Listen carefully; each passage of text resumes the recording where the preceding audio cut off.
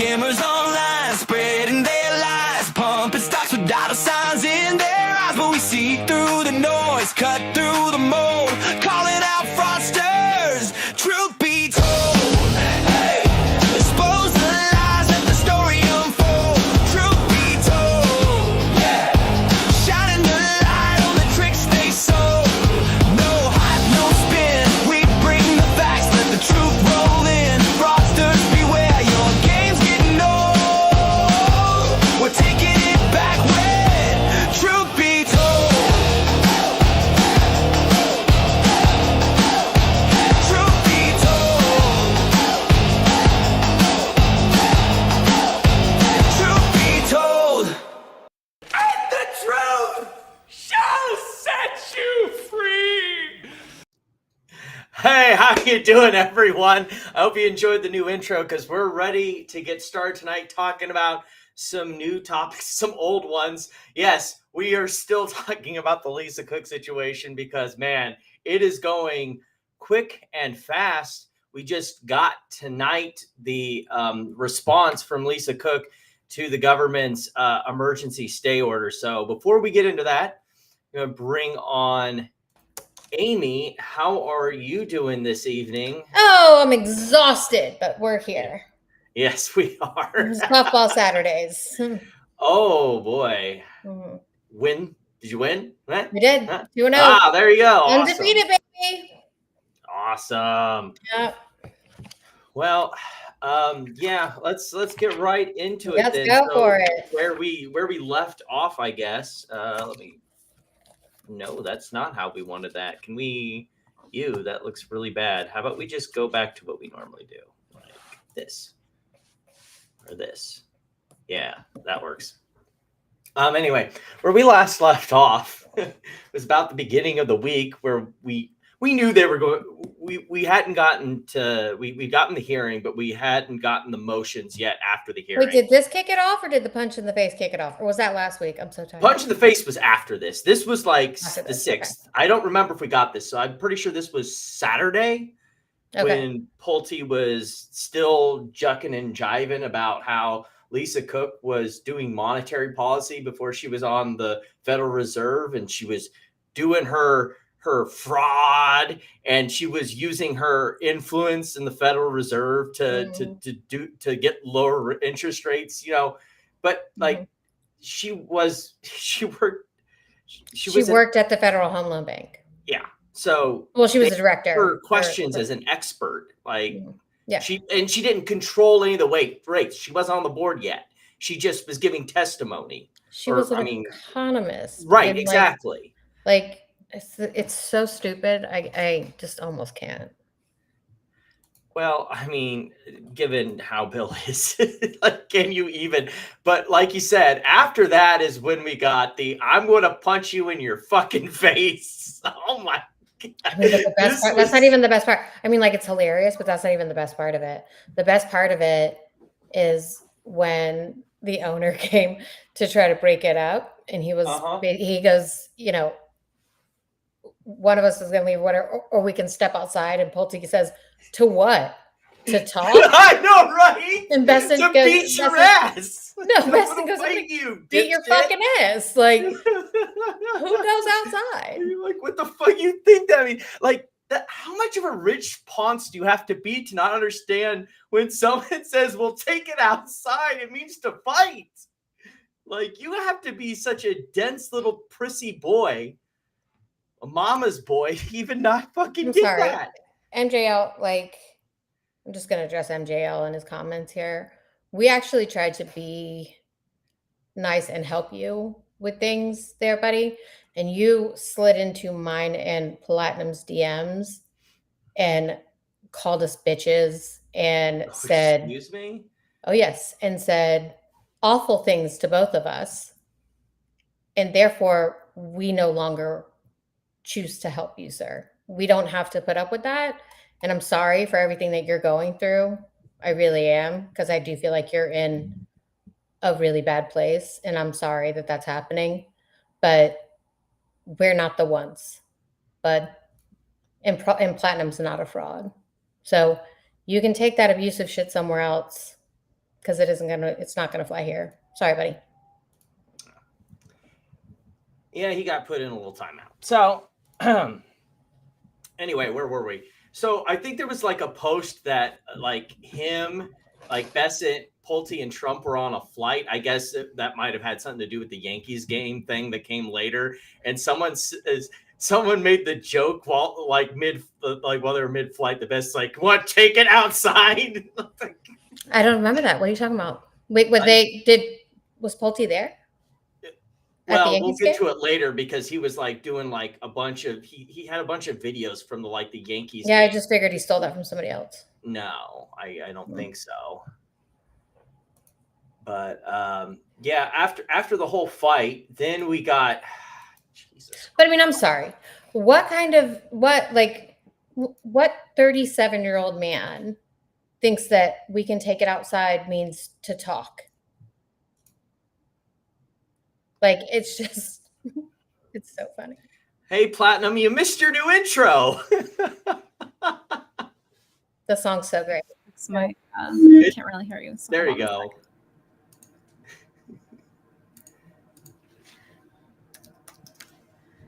One second. Oh man, it works now where it pairs the channels midstream. It didn't just used to do that. That's great.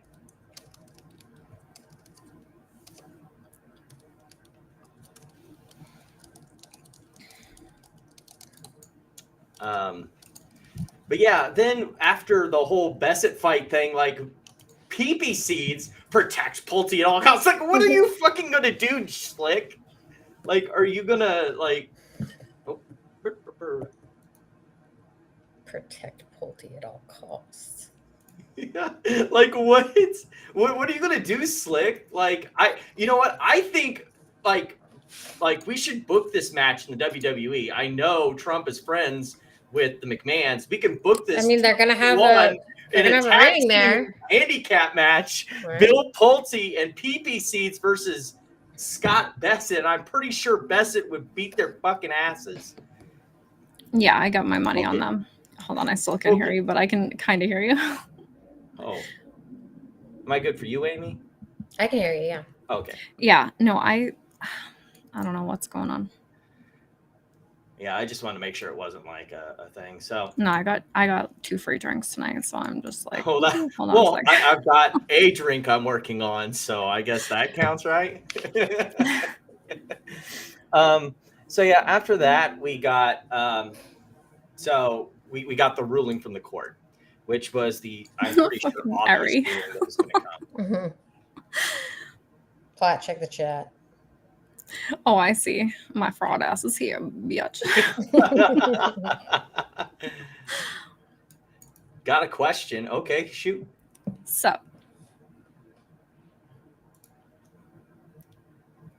hold on. I think okay. Mm-hmm. Oh my, that's quite the question.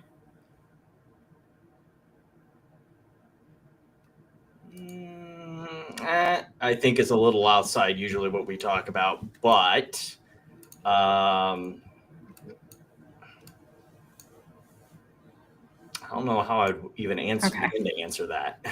I got it. Yeah, I mean, my question would be, what do you think a federal jobs program is? Well, most of the jobs programs are state level, and my big thing about that's why I'm asking that. My big problem with unemployment, and it's my one nibble, is that if it's unemployment insurance, why can your employer deny you if it's something you pay into? That's my only quibble. The rest of it, I completely understand. You pay, but yeah, that's kind of outside of usually what we talk about finance-wise. So yeah, the judge ruled in favor of Lisa Cook. Shocking. Yeah, I don't think anyone was too particularly freaking surprised by that one. But you know who was surprised? Get ready. This is good. The facial expression on his video is just like, whoa, he is a fish. All right, we're gonna put this up on. I haven't even listened to this, so we're gonna have some fun times with this. I'm gonna put it on 1.5 speed because I don't want to. Oh God, it's so terrible to listen to. I'm so upset. Okay, well, get ready. This should be. In fact, let me go over here, turn down his volume a little bit. All right, we got this. We got this, guys. We'll get through it. Go again with the rogue activist judges in Washington, D.C. I always love this. I always love this when people have court decisions that they hate. It's an activist judge. It can never be that they're interpreting the Constitution properly. My fifis were hurt. They're an activist judge. Sit all the way the fuck back down, bitch. Gia Cobb, appointed by President Biden, just said that President Trump. Oh, that's the problem here. That was appointed by a president you don't like. Okay, glad we're getting all the fees out. We're getting all the fifis out. Cannot fire Lisa Cook from the Federal Reserve. Allow me to read directly from her order tonight, her ruling. Quote, this is pen page 27, it's a 49-page ruling. Quote, removal, as in the removal of a Fed. Wow, you mean since it's a 49-page ruling, you cherry picking out one sentence might, be kind of shitty. Governor, removal was not meant to be based on the president's assumptions about the official's future performance as extrapolated from unproven conduct dating from before they assumed office. Yeah. Correct. Because that conduct was expected to have been part of the consideration of the Senate when they appointed her. Because no matter how much they want to ignore it, there are very specific reasons that the president can fire a federal governor. Mm-hmm. And they can keep trying to ignore that and say, no, it's his discretion. It's his discretion. It's absolutely fucking not.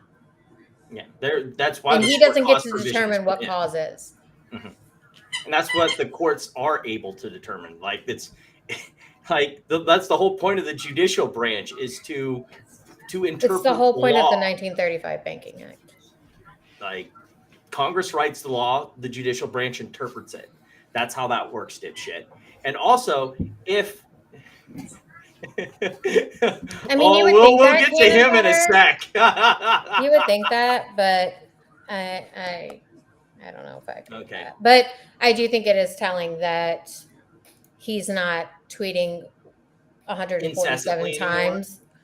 Right. I think so he hasn't really said much. 147. That's 741 backwards. Amy, are you trying to give us signs? He has it's primarily been retweets of the 4.5 people who are still willing to say that he's right.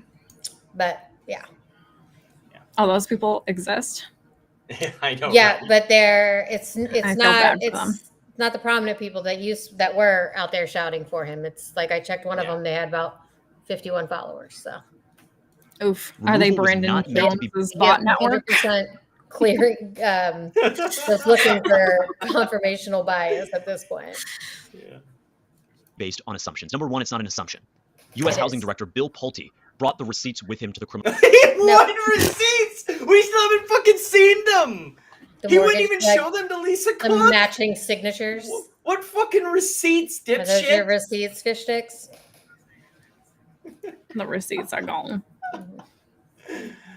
Referral. Brian Schwartz of the Wall Street Journal reported last week that the DOJ has now officially opened a criminal investigation into ex-Fed Governor Lisa Cook. Subpoenas have gone out. And at no point in the 28,000 words that she and her Hunter Biden lawyer signed and filed with the courts did she say any variation of I didn't do it.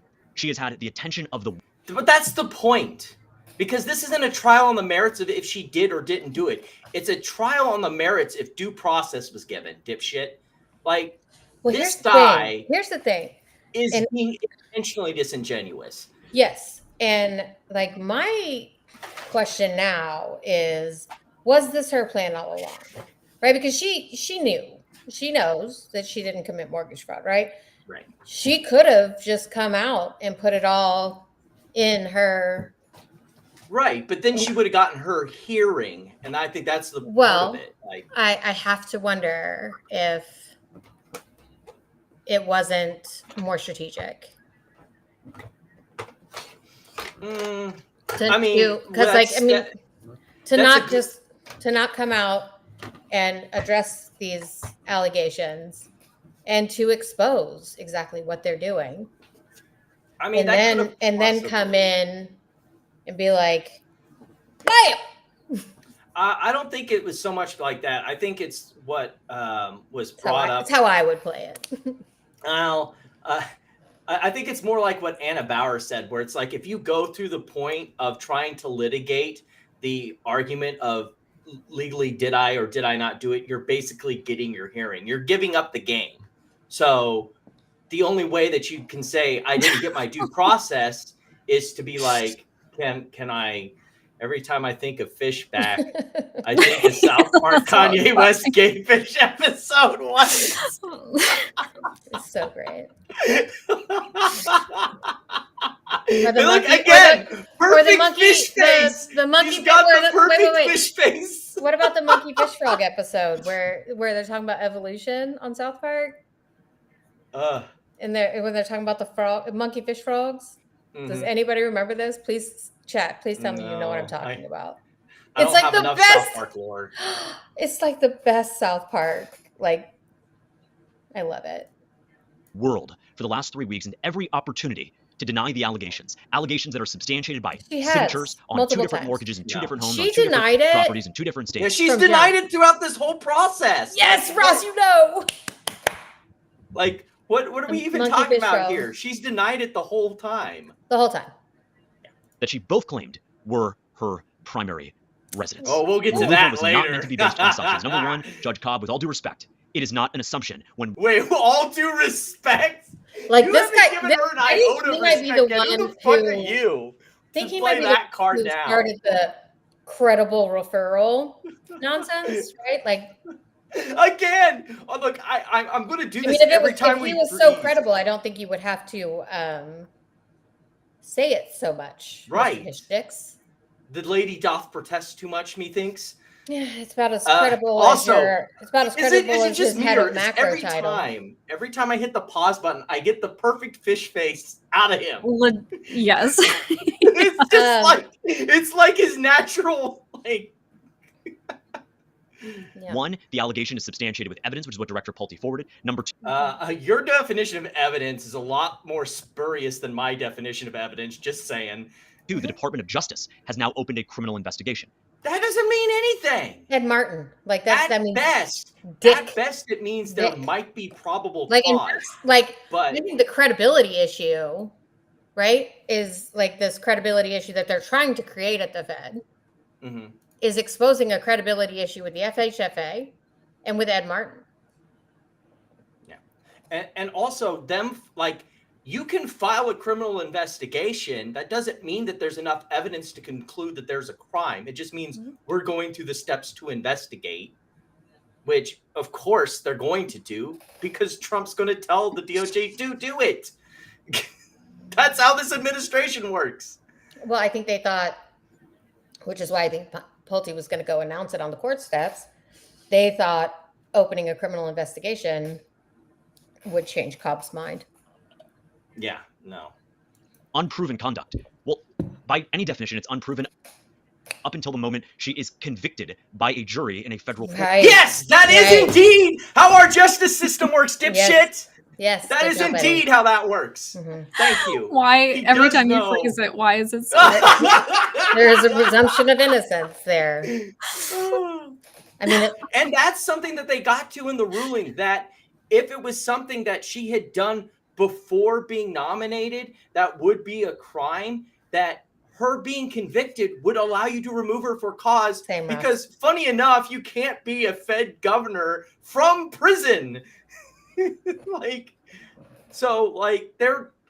your out. Find enough evidence, present in front of a jury, get her not only just and get them to find her guilty. So there you go. There's your answer, fish sticks. How? And that's the one thing they can't do. Right, which is why they're bitching. They can't make a crime where there isn't one. All they can do is try to smear her in public. Because they don't have the evidence. House. And so hypothetically, if she were arrested tomorrow and charged, it would still be unproven conduct. Yeah.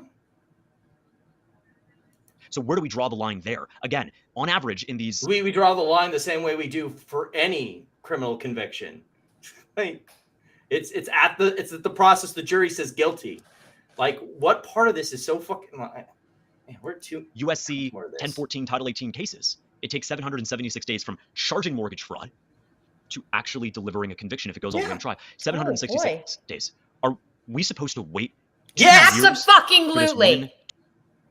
Whoa, you're loud. Sorry.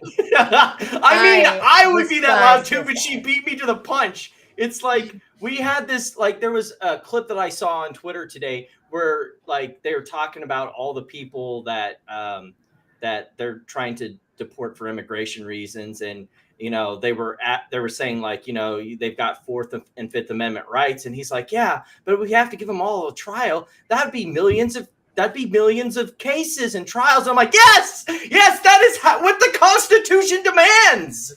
You fucking moron. That is how that works. To be convicted of the fraud that, by all the evidence that's available, and by absolutely no refutation from her, she has had every ample opportunity to say, I didn't do it. What she did was she invoked the race card, calling herself the first black. I'm done. I'm done. I don't even know how you made it this far. I am done. We're done here. Okay, so the Pulte versus Vicente thing, like honestly, if they had that as like pay-per-view, I would literally pay. Oh, I would too. We started. We already talked about that. Honestly, that could take care of the national debt, right? Like if they just did like a pay-per-view fight. I'm just saying. Pay-per-view fight of Trump officials. I would pay for the footage of what happened at the amusement. Restaurant. Are you kidding me? I would literally pay for that footage. Just to You see know, him say like if somebody could leak that footage, I would pay you for it. I would pay for that too. Yeah, legit. Awesome. So I went over Netflix, last night. Listening, right? So last night I went over the ruling. I went over the government's shitty request for a emergency stay, which is why we're in this emergency posture where they filed Friday. They moved for an emergency stay. Saturday at the interlocutory Lisa Cook's response dropped, and then the government is going to be responding Sunday, so we could probably have a Monday order or hearing before an order. They are trying to get her off the board so she can before next meeting at the FOMC. Yeah, because if they can, so they're trying to get it stopped because they sped Stephen Mirren's confirmation through, and if they can eliminate her and just take her out of the vote completely, then it's a deadlock tie. Or he would have. Well, I think that would give them the majority. Well, no, they would have to get one more on for them to have a majority. But and by the way, she has consistently voted with the majority. So if they all like, I don't think she's going to go into the FOMC and dissent from if they're all saying we need to cut by 25 basis points. Which is what is expected. I think she could, you know, if she wanted to be like, but I think she's a professional, and I think that she will have a professional and mature conversation with the other members, and she will vote consistent with how she's always voted. Yeah. And so if that is to cut the rates, then that's what she will do. Yeah. Most people are expecting a 25 basis point rate Correct. cut. Some are pricing in 50, but it's likely. It's low though. The percentage of that is low. But I did get a chance. It's huge. It's huge. I did get a chance to read their the arguments. They're basically the same as they were in the lower court. Like I don't think we need to go back and rehash all of that all over again. But now they have slaughter. Well, it's that part of that is also we've also got baked in that they've already found their excuse if they do lose, because we do know the judge poll, and it's 2 democratically appointed judges to 1 Trump appointed judge. Right. So they're going to be activist judges, of course. Yeah.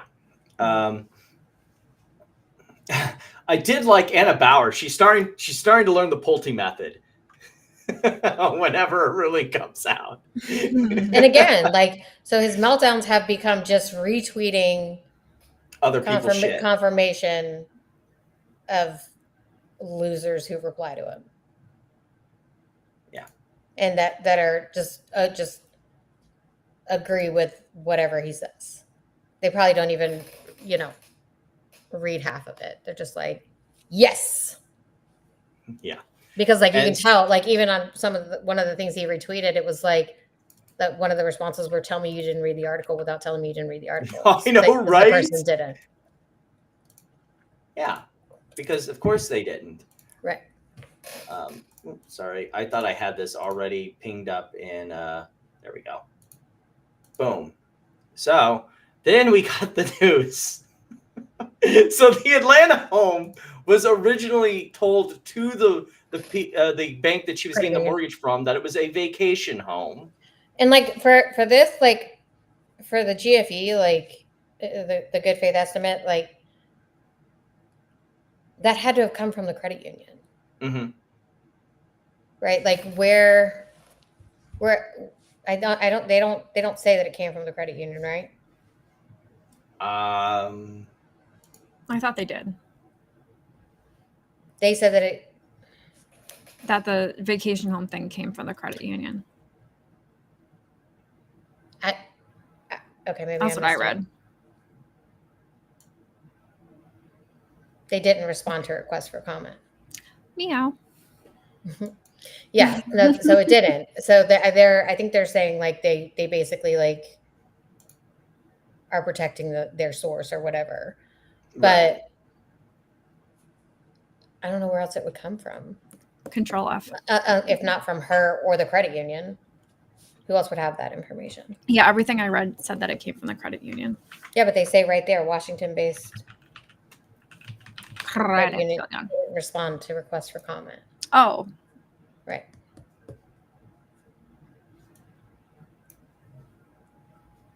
So they include the standardized federal mortgage paperwork, which stipulates that each loan obtained by Cook and Atlanta property is meant for primary residences.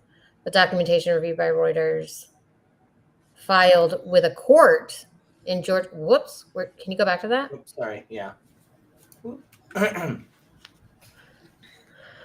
Filed with a court in Georgia's Fulton County clearly says the stipulation exists unless lender. Yep, that's what I pointed out. Remember, I was pointing that out to Illini from the jump.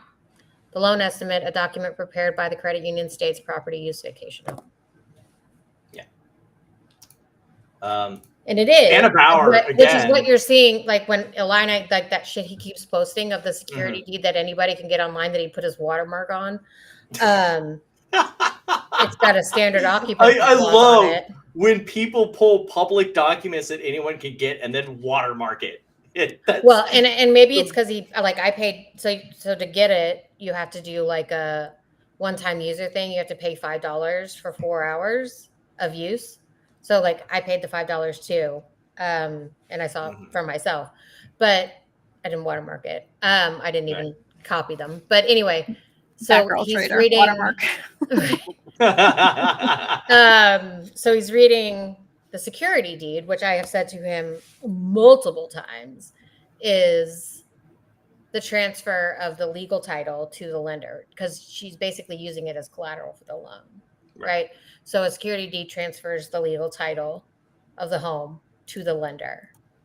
So it's pretty standard. Like the forms are all pretty standard. And I don't know if you saw, like one of my tweets I put up, I pulled because they were saying, any stipulations to those things come in a rider, either a second home rider or whatever. And they're saying that there isn't one. Somebody said there wasn't one. And I was like, oh, whoops. Pulte gave you that information because he forgot to crop that part out of those signatures that he posted. And then I posted the condo rider, from Fannie and Freddie, like just the standard condo rider from Fannie and Freddie. So it does exist, and we know it exists, and we know that Pulte has it because he pulled a signature from it. Mm-hmm. Yeah. I love Anna Bauer still. trying to get comment from Pulte that is never going to come. I had my quip down here. Man, Bill is more quiet than that time on my live stream where Amy called him out for cyber stalking her.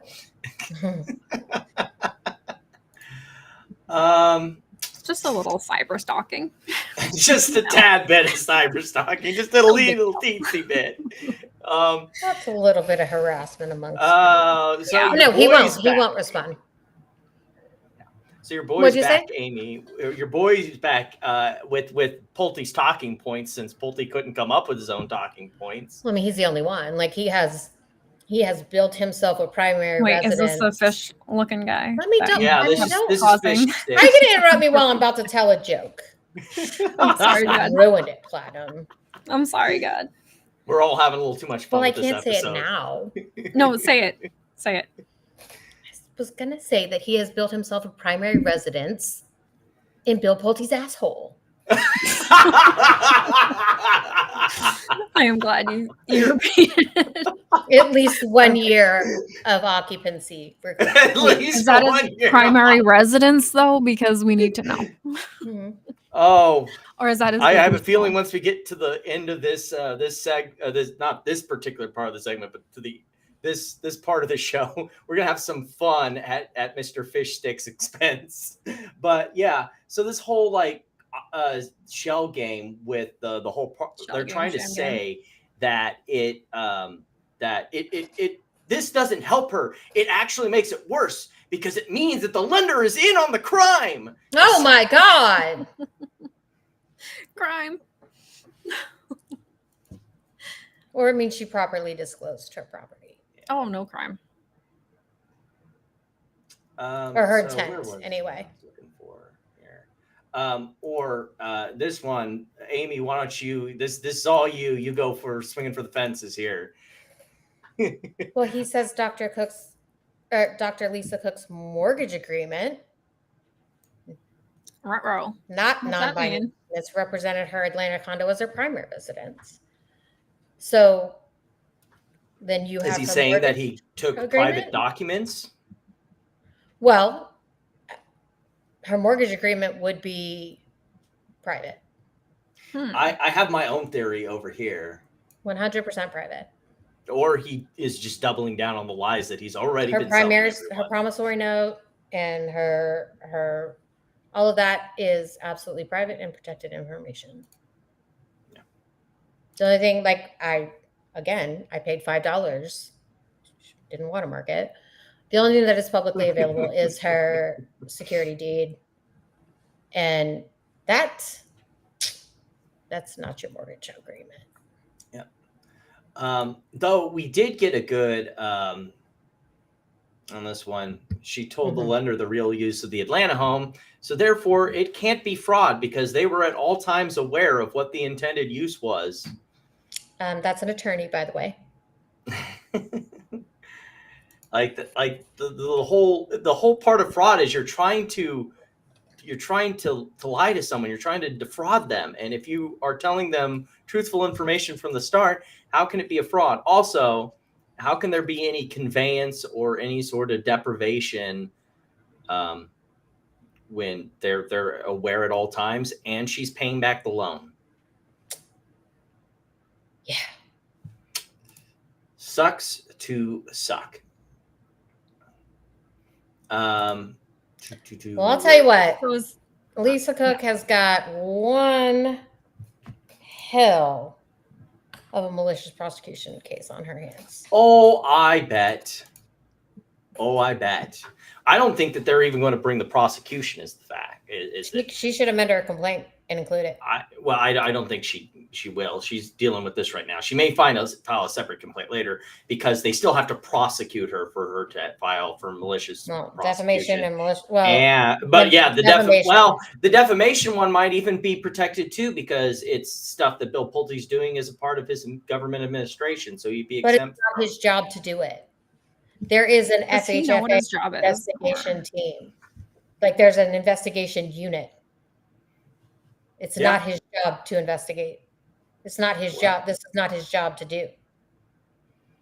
There's going to be some interesting arguments around that, I believe. Speaking of good old Billy, we're going to take a side step from the whole Lisa Cook stuff to. Oh my God, this suck ass. Oh, this is so great. It's like several layers deep ass sucking. First, Bill Pulte trying to make up for the fact that Scott said he wanted to kick his retweeting him ass after he said he was going to punch him in the face. Oh yeah, because Billy Boy knows that he'd get his jaw rocked, and so he's like, please don't hit me, please don't hit me. I'll make nice. I mean, Besant has like at least 7 inches on this dude. Bill Pulte is 5'2". Probably more. And he's probably got more of a reach, even if Pulte's winning in the weight department. Oh, his wingspan is like 6 inches.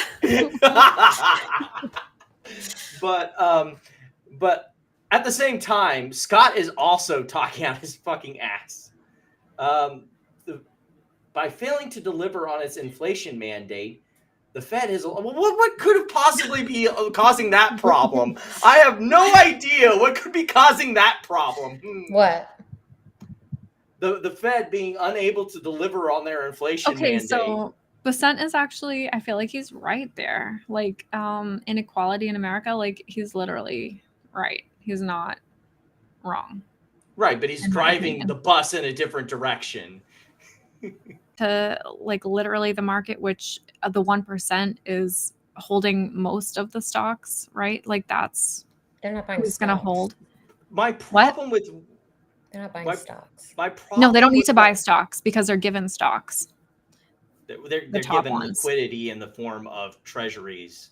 Treasuries. Yeah, that they can then use for collateral and stuff like that to lend out and increase the money supply. But the big problem is like Besant is. What happens when you know you're the only adult in the room and you want to show that you're the adult, but you also can't deviate from the administration's talking points? So yes, inflation is a problem. The money supply issue may very well be a problem, but he's saying that like this all while Trump wants to lower the interest rate and take us back to the bad old days when the Fed is just throwing out liquidity out there. Trump wants to spend more money. Yeah. So like everybody, like there's no question. Like he wants to spend more money. Mm-hmm. Yeah. And so that's the problem with this whole discussion about like, ooh, the Fed's printing money, all this shit. It's like, yeah, and your boss is the one who's trying to tell them to do more of it. Your boss wants to spend it. Yeah, he wants to lower interest rates so he can issue more government debt. But you're going away. We're about ready to talk. What's the odds on Bill Pulte getting fired by the end of the year? Mm-hmm. We've already got a betting pool on how soon will it be till Bill Pulte gets fired. I'm liking those spreads there. The bid is 5 cents and the ask is 14. I might have to cut myself in on some of that. If like 5 cents on the bet that he won't get that he will get fired. Is Kalshi like Polymarket? Yeah, it's like I have never used it, but I assume it's like Polymarket. Okay. Also, if you want to get blocked by fish sticks, this will lead us into our fish stick stuff. Well, just remind him about his fake job history. Oh my goodness. He does not like there's so much more to that. Oh, there is very much more to that. But before we get there, I kind of have to lead in with why I found this information. So apparently the news cycle is going back around that Mr. Fish Sticks could be a potential Federal Reserve governor nominee. I'm sorry, I can't take this seriously. You're telling me that Donald Trump's going to put a college dropout on a fucking... Oh, it's a good joke. It's a good fucking joke. But here's the thing. So the guy was saying that that Fishback is one currently suing. Okay, first of all, no, he's not. I checked Pacer. He is not currently suing Jerome Powell.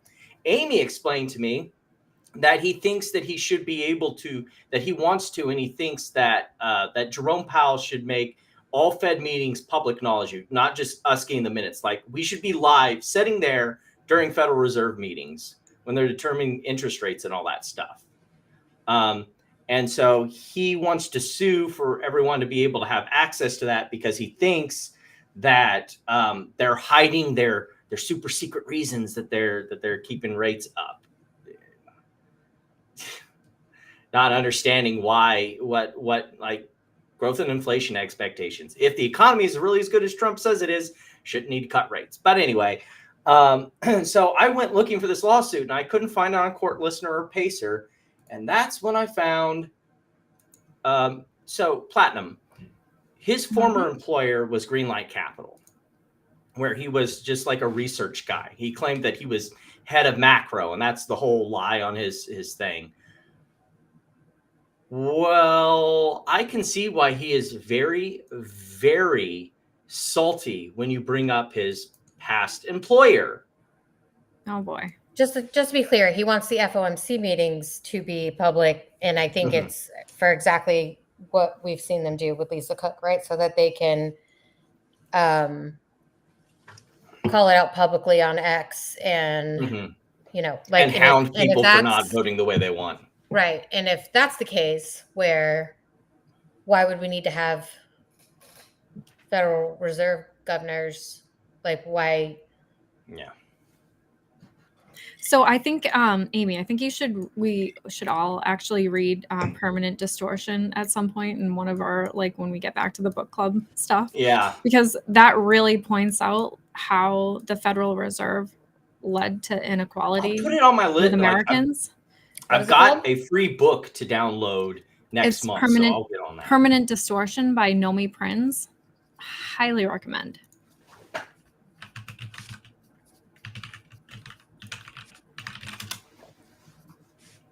Is it Naomi Permanent Distortion, or How Nomi? the Financial Markets Nomi, Abandoned the Real Economy Forever. Oh, I already have that one downloaded. It's literally on my, I haven't downloaded it yet. It's on my. It's a really good book.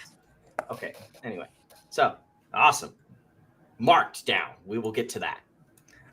But Amy, you were right there when I made this critical discovery and was like, well, I think I read more. I think I read more of the documents. Oh, you read way more. So this first one was for his failure to pay back 2 promissory notes. Did you read any of these? Okay. Would you like to explain what happened with this one? So he, hold on.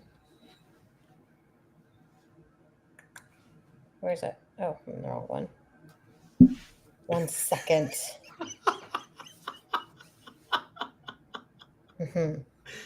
Oh my goodness. Okay. So, I mean, you're talking about the original complaint from, like, when they first filed? Because there's an amended complaint. No. So there's 2 cases. There's the first one I sent you was about the failure to pay the 2 promissory notes. And then there was the second one, which was the breach of contract, defamation, and for the promissory notes. Well, so we'll go with the promissory notes. So that's what we're talking about. Yeah, that one first. Yes. He executed 2 promissory notes in favor of Greenlight that are relevant for purposes of this complaint. On February 1st, 2023, defendant, as borrower, executed a second amended and restated promissory note and security agreement in the original principal amount of $222,346.12 in favor of Greenlight as the lender. The first note has a maturity date of February 1st, 2024. On July 12th, 2023, defendant as a borrower executed a promissory note and security agreement, the second note, and together with the first note, the notes in the original principal amount of $115,000 in favor of Greenlight. The second note has a maturity date of October 12th, 2023. Aside from the principal amounts, interest rates, and maturity dates, the other material terms of the notes that are relevant for the purpose of this action are identical. Let's see. Then they go So through. without getting too into the weeds on the complaint, what's the big around- takeaway here? So why were these 2 promissory notes issued? I don't think I saw They had no money. why they were, That's why he took them. Did you see that? I hadn't gotten the chance to read these. I was about to read these, and then the Lisa I think Cook I need to go response to the dropped, and exhibits. I focused on that. And since you were giving me screen caps, I figured, well, Yeah. Amy's got this covered. I'll just focus on the Lisa Cook filing. And So the Amy's- exhibits, that's what it was. The exhibits Mhm. is where the first and second note are, and they are not bought and paid for. I even on sent here. him a demand letter back. They did. in The demand. October Well, they sent him a 23. forbearance letter first, and then a demand letter. 2 demand letters. But they don't say in the complaint why. It says that collateral. Let's see. I don't remember Well, they seeing moved for summary judgment too. and why. guess Well, they I mean, didn't- he actually concedes in that. It like so. If you did I send you the screenshot where he? Oh yeah, the concedes? grant summary judgment in Yes. March of this year. Yeah. So in the latest filing, I think in September, he says, as the court's aware, I've conceded to a finding of breach of contract to the injunctive relief sought by the plaintiffs and to plaintiffs' entitlement to reasonable attorney fees and costs, subject only to reserving Yeah, my they got right to attorney's review. fees on this one in May. Yeah. So, I mean, he conceded to the breach of contract. I don't know that he's repaid them, but he did concede to that. Yeah, and so then we also had the diversity action, which was the other one where the whole breach of contract, the whole defamation, all that other stuff, which I think you were saying. Well, and now, so like if you go scroll down to present day, he's now they're trying to get discovery of text messages from 3 specific people who they believe he discussed their confidential and proprietary data with. I read some of that because he stole their proprietary trading stuff. Yes, correct? He did. Well, allegedly. So yes. they claim that.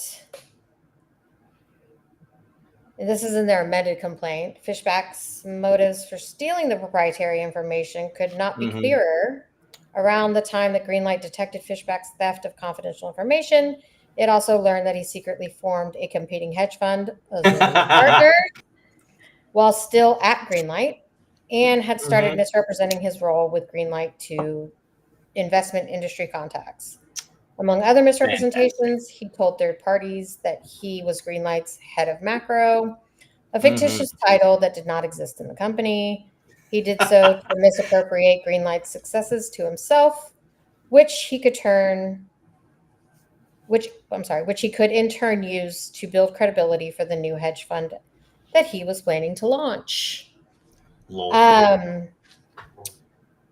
there's quite a few things. And then they talk about his some of his work product that I was like, I don't know if you want me to find the thing about the margin mistake, I can, but you can just explain it rather than trying to pull it up. He was doing some trade and the counterparty had a margin requirement and he told the person, like the trades have to go through, the proper channels.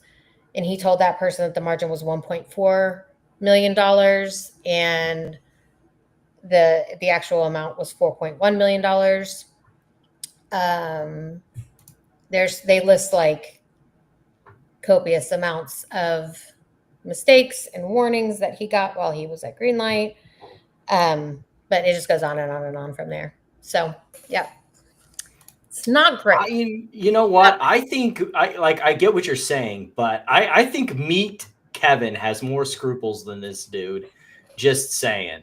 And also, I can't help but he was still like, even after they discovered that he had stolen the proprietary information, he continued to use it, and he continued to misappropriate his role at Greenlight. And like, it almost sounds to me like to this day, he may still be using the proprietary information. Yeah.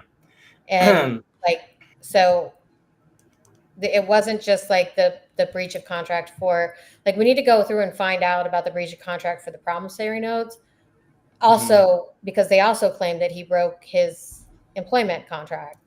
So there's a lot going on in here. And as we move into like present day, it gets a little. Yeah, because also didn't you say that there was like, you were mentioning to me some of the stuff that you'd seen, and one of the things that he did was he was going to be going on this podcast, and he tried to make misrepresentations to injure the public reputation of the, by suggesting that they didn't have a position in Tesla when they did. Well, so yes, but he actually basically like went on this podcast and challenged David Einhorn, who's the president of Greenlight, to like come on and debate him about the Tesla investment. And their Tesla investment was, you know, their confidential information. Right. And so he was basically revealing that they had a position. Yeah. Right. And I think it probably was calculated. If I had to. And there's a bunch of other stuff in there that I believe. Allegedly. Yeah. Yeah, there is. That was mentioned in there. Right now, the stage that they're at in that lawsuit is, I believe, a motion for summary judgment that they're setting scheduling for that hasn't resolved itself out yet. But we'll see where that all goes. It's going to be fun because I have a feeling that Mr. Fishsticks is not going to like it. He's pretty much admitted to some of this stuff already. So I could see why he might be a little bit of a sourpuss online when you bring up the fact that he's a alleged fraudster. Funny that he's commenting on someone else's fraud, but trying to hide the fact that he just might projection. Also, I find it funny that this is a guy him and Pulte running on the from reputation of someone else. He's running on the reputation of someone else, and these like manufactured and fake credentials. It almost reminds me of a guy who runs solely on his family's name and his fake credentials about his professional life and skills set. Well, and they kind of both run on the same delusion that like they're somehow protected. Like Pulte bringing this whole Lisa Cook thing public, right? Like, did you actually expect for people not to start looking? Yeah. Like, I think why do you think like the meme stocks, not really like all of America? You know what I'm saying? So right, but the media is a different animal, right? Like, so like, especially when it's something that's political and you can make a story no matter who it is, throwing someone under the bus. And if Pulte could be thrown under the bus or Lisa Cook could be thrown under the bus, they'll gleefully throw both of them. But since it's Pulte that keeps fucking up, they are going to time and time again make a story about how much of a fuck up he is. Well, an abusive office is no joke. Yeah. It's not. And I've said it before, but no American should be okay with that. No one. Yeah. Because that would mean that all politicians can abuse their office. Well, yeah. And that should scare you. We also had this wonderful moment here of like there was a series of these that he did where he was basically had these like short videos. What does he have the like Yankees phone like game. Over his like he's like over his head. He has a selfie stick. Yeah. I mean, like this is akin to when he stood next to Ryan Cohen and said whatever he said, and Ryan Cohen was like, we'll nothing, get right? To the meme stock stuff, but that's interesting. We'll circle back around that. I'm going to put a pin in that because I did not know about that. Weird. Drake and Open? Okay. Anyways. Yeah, he's like standing outside of Drake's house telling him to buy Open.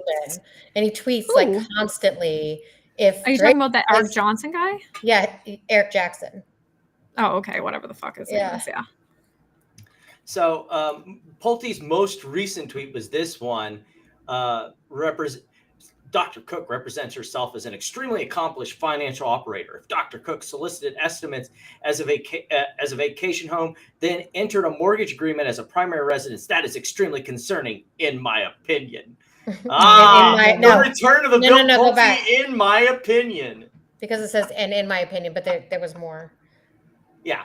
Evidence further intent to defraud. Yeah.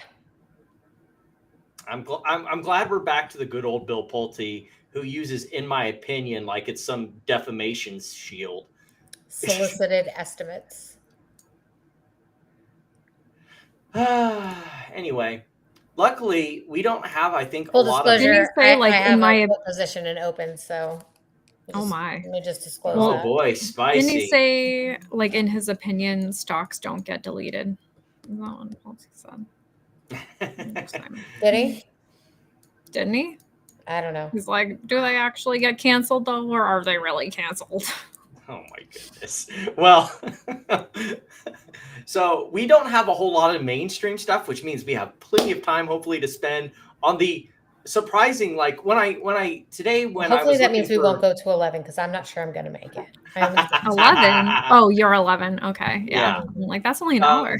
But I am tired. When I was getting the meme stock stuff together, I was like, my memory was like, man, I don't remember much meme stock stuff. And then I started collecting. I'm like, oh. There's a lot of stuff. Is there? Jimmy Warrens, hello. Yeah. There's all sorts of tinfoil bullshit with that. So let's get through. There is. Get through the vegetables. We'll get to dessert. Oh my! I figure I'd leave this one for you, Amy, because I saw that. Did you see it? Yes. I made that myself. I made that meme. Well, I mean, I didn't make the meme myself, but I added part to it. I don't know where you could possibly say this and not be brain dead. I mean, can you show me is the coil in the room with us now? Or like interest rates are actually starting to drift downward, which seems to suggest that there is a lack of buyers. Well, there is a lack of buyers. You also see prices starting to slide downward. There's an abundance of sellers. So, like, when price is down, though, because so far price is not down. They're not. Not in my neck of the woods, at least. Not any meaningful amount. That's for sure. Yeah, they've got a long way still to go. Oh yeah. Anyway, did you guys see any of this news coming out? Wait, you're not even going to show my meme? No. I just took the. I figure you. That's all I had. Sorry. Go to my tweet. I just yanked what I wanted. I thought you gave a great description of your tweet. I'll pull it up. Let's go.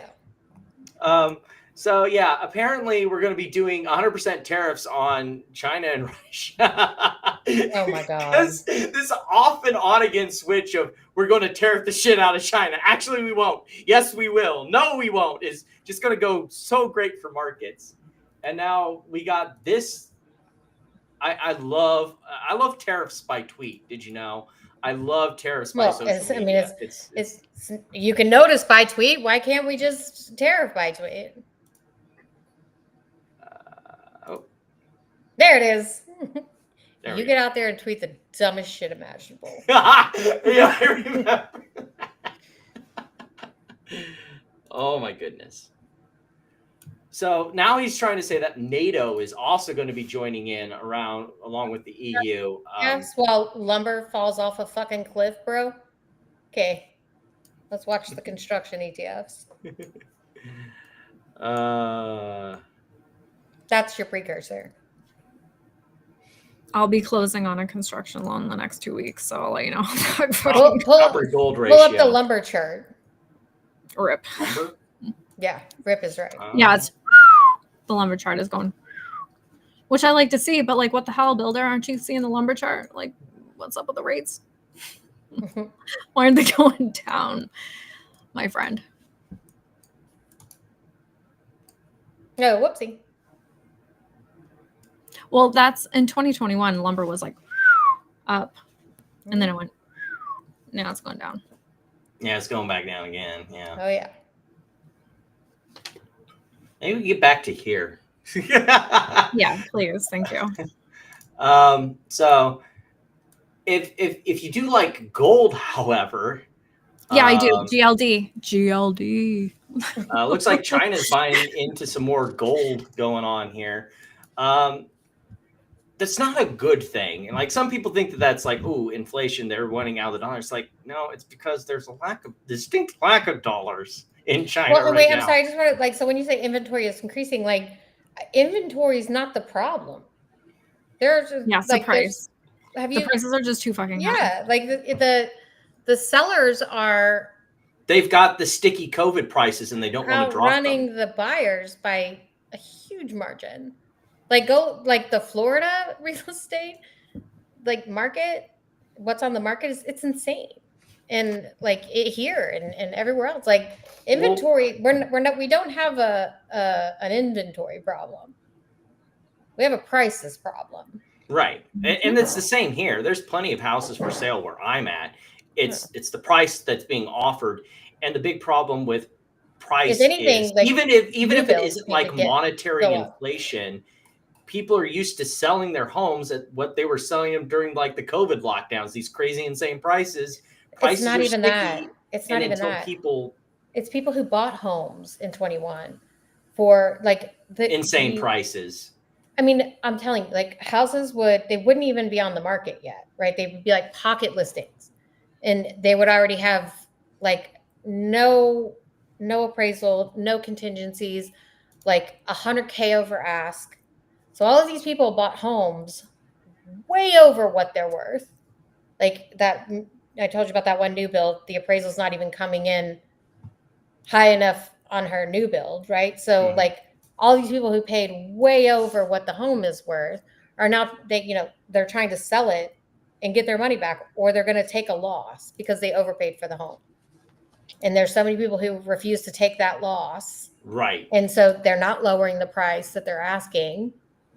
And people like are not going to overpay for a home. I certainly won't. I mean, if you're smart, you're not paying those prices. You're not paying $500,000 for an 1,800 square foot townhome. But that's what they're currently going from for. Ross here seems to elaborate on what basically you're saying. They had to basically sell their condo at cost, and they can't even sell their primary residence. Mm-hmm. Oh, and it's because you pass up on getting an appraisal, you pass up on everything. So like when you go to try to sell it, and the appraisal comes in and tells you that the home's not worth what you're trying to sell it for, right? And someone's not willing to put up that cash for it, like, but then you refuse to lower the price, like you're in a really nasty cycle, and right. Something's going to have to give, and I think it's going to be ugly. Right. We also we're moving on to our economics here. Well, we have been talking economics. We're just moving on to the next stage of it. So let's get the room temperature on what people think about these comments. A deal very badly. We'll see how that all turns out, but it's got to be a fair deal. When does it become the Trump economy? It partially is right now. And I really mean this. I think the good parts are the Trump economy and the bad parts are the Biden economy. Oh, okay. Oh, perfect. The parts I like are me. The parts I don't like is everyone else. Yes. That's how it works. Okay. If only I could tell my teacher that in high school. The parts that are right, that was all me. The parts that are wrong, that's all you. I got 100% on the test. I mean, duh. Oh. So, over the last 12 months, ending March 2025, we've erased almost 1 million jobs off of corrections to the Labor Department's job reports. Like, everybody's chirping, right, about this, but nobody's really coming up with a better way to do it. Like, the way that the data comes in, right, is they do like a monthly voluntary kind of household survey. Right. And then they do a quarterly mandatory of like 122,000 employers. Don't they call And you people's have landlines? the one that the government does, and then you also have the That's what I'm payroll talking about. survey. So they basically are putting in estimates based off of this voluntary kind of household survey, and then they are checking it against the mandatory quarterly survey. Right. Like revisions they're baked in. Like this is not good. These aren't good data metrics. Like, and I saw people like Chamath chiming in, and everyone like, oh, can we say that the Fed is blah blah blah and da da da, and like it's Fed, it's Fed, it's Fed. And I'm like, it's the data, and it's the same with like owner equivalent rent, right? Like they which use is kind of a flawed statistic. Correct. Like their data is like this. The data is not collected in a very smart way, and so I think it's more than a problem with the Fed. Like the data collection is kind of stupid, and it's 2025, and we haven't come up with a better way to collect this data, like to get better numbers, because the way that they're doing it is pretty silly. And you know, for somebody who like Chamath, who is sitting at a table with Jesus. the brightest minds in the world, right? Like, what are you offering up here? What are you offering up in the way of like how it should be done better? Podcast the brightest minds in the world, but okay, we'll go with it. But what I'm saying is like the chirping that goes on about their perceived political enemies or what they want to see at the Fed or blah blah blah, but nobody's really talking about the real problem, which is how they collect the data. Right. And the data that they use is kind of shit. So like, why isn't that the focus on how to get them better data? Right. Well, we'll just use AI because obviously AI is the future. I hate this article for a few reasons here. One, yes, there have been over 100,000 jobs cut this year in tech. I doubt they have very much to do with AI.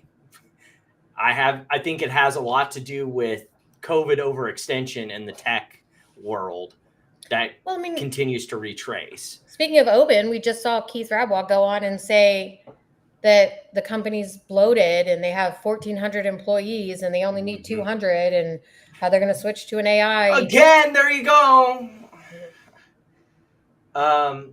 Anyone saying that layoffs is done is wrong. No, yeah. Maybe I know occasionally on this show we have I wouldn't call them stock picks, but more like different things that pop up. Like, what was it? Like, was it last show or the show before that where we were talking about Tylenol? Last show. Last show. Yeah, that worked out pretty decently. All right, did it? Huh? Yeah. So Ross Hendricks here is suggesting long bonds. Yeah. Ross, I've been in that trade for a bit. It may be getting better now, but it's kind of sucked. Just go and throw that out there. But he's also suggesting REITs, precious metals, etc. If this is a trade you're looking at, like those kind of traditional things like insurance. I mean, that's like John T. Conover's whole book right there. Yeah.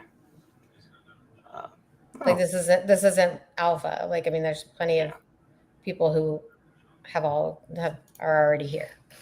Yeah. We love talking about oil as an economic indicator on here, and oil has been doing pretty sucky as of late. Usually we talk about what's the favorite metric of like the new wells being opened and stuff like that. Oh gosh, I know I should know the name of the guy. What? You're talking about someone on Twitter? Mm-hmm. That talks about oil? Yeah. MMTLP whistleblower. Oh. Jeff Davies? Thank you. And how the amount of oil production is not only lower than Trump and Biden, it's lower than Trump's first term, which is kind of sad. In fact, it's been like the production has been in the negatives. So that's not a good economic indicator, just for the record. We did get a catch up on, I believe we talked about this last week too. What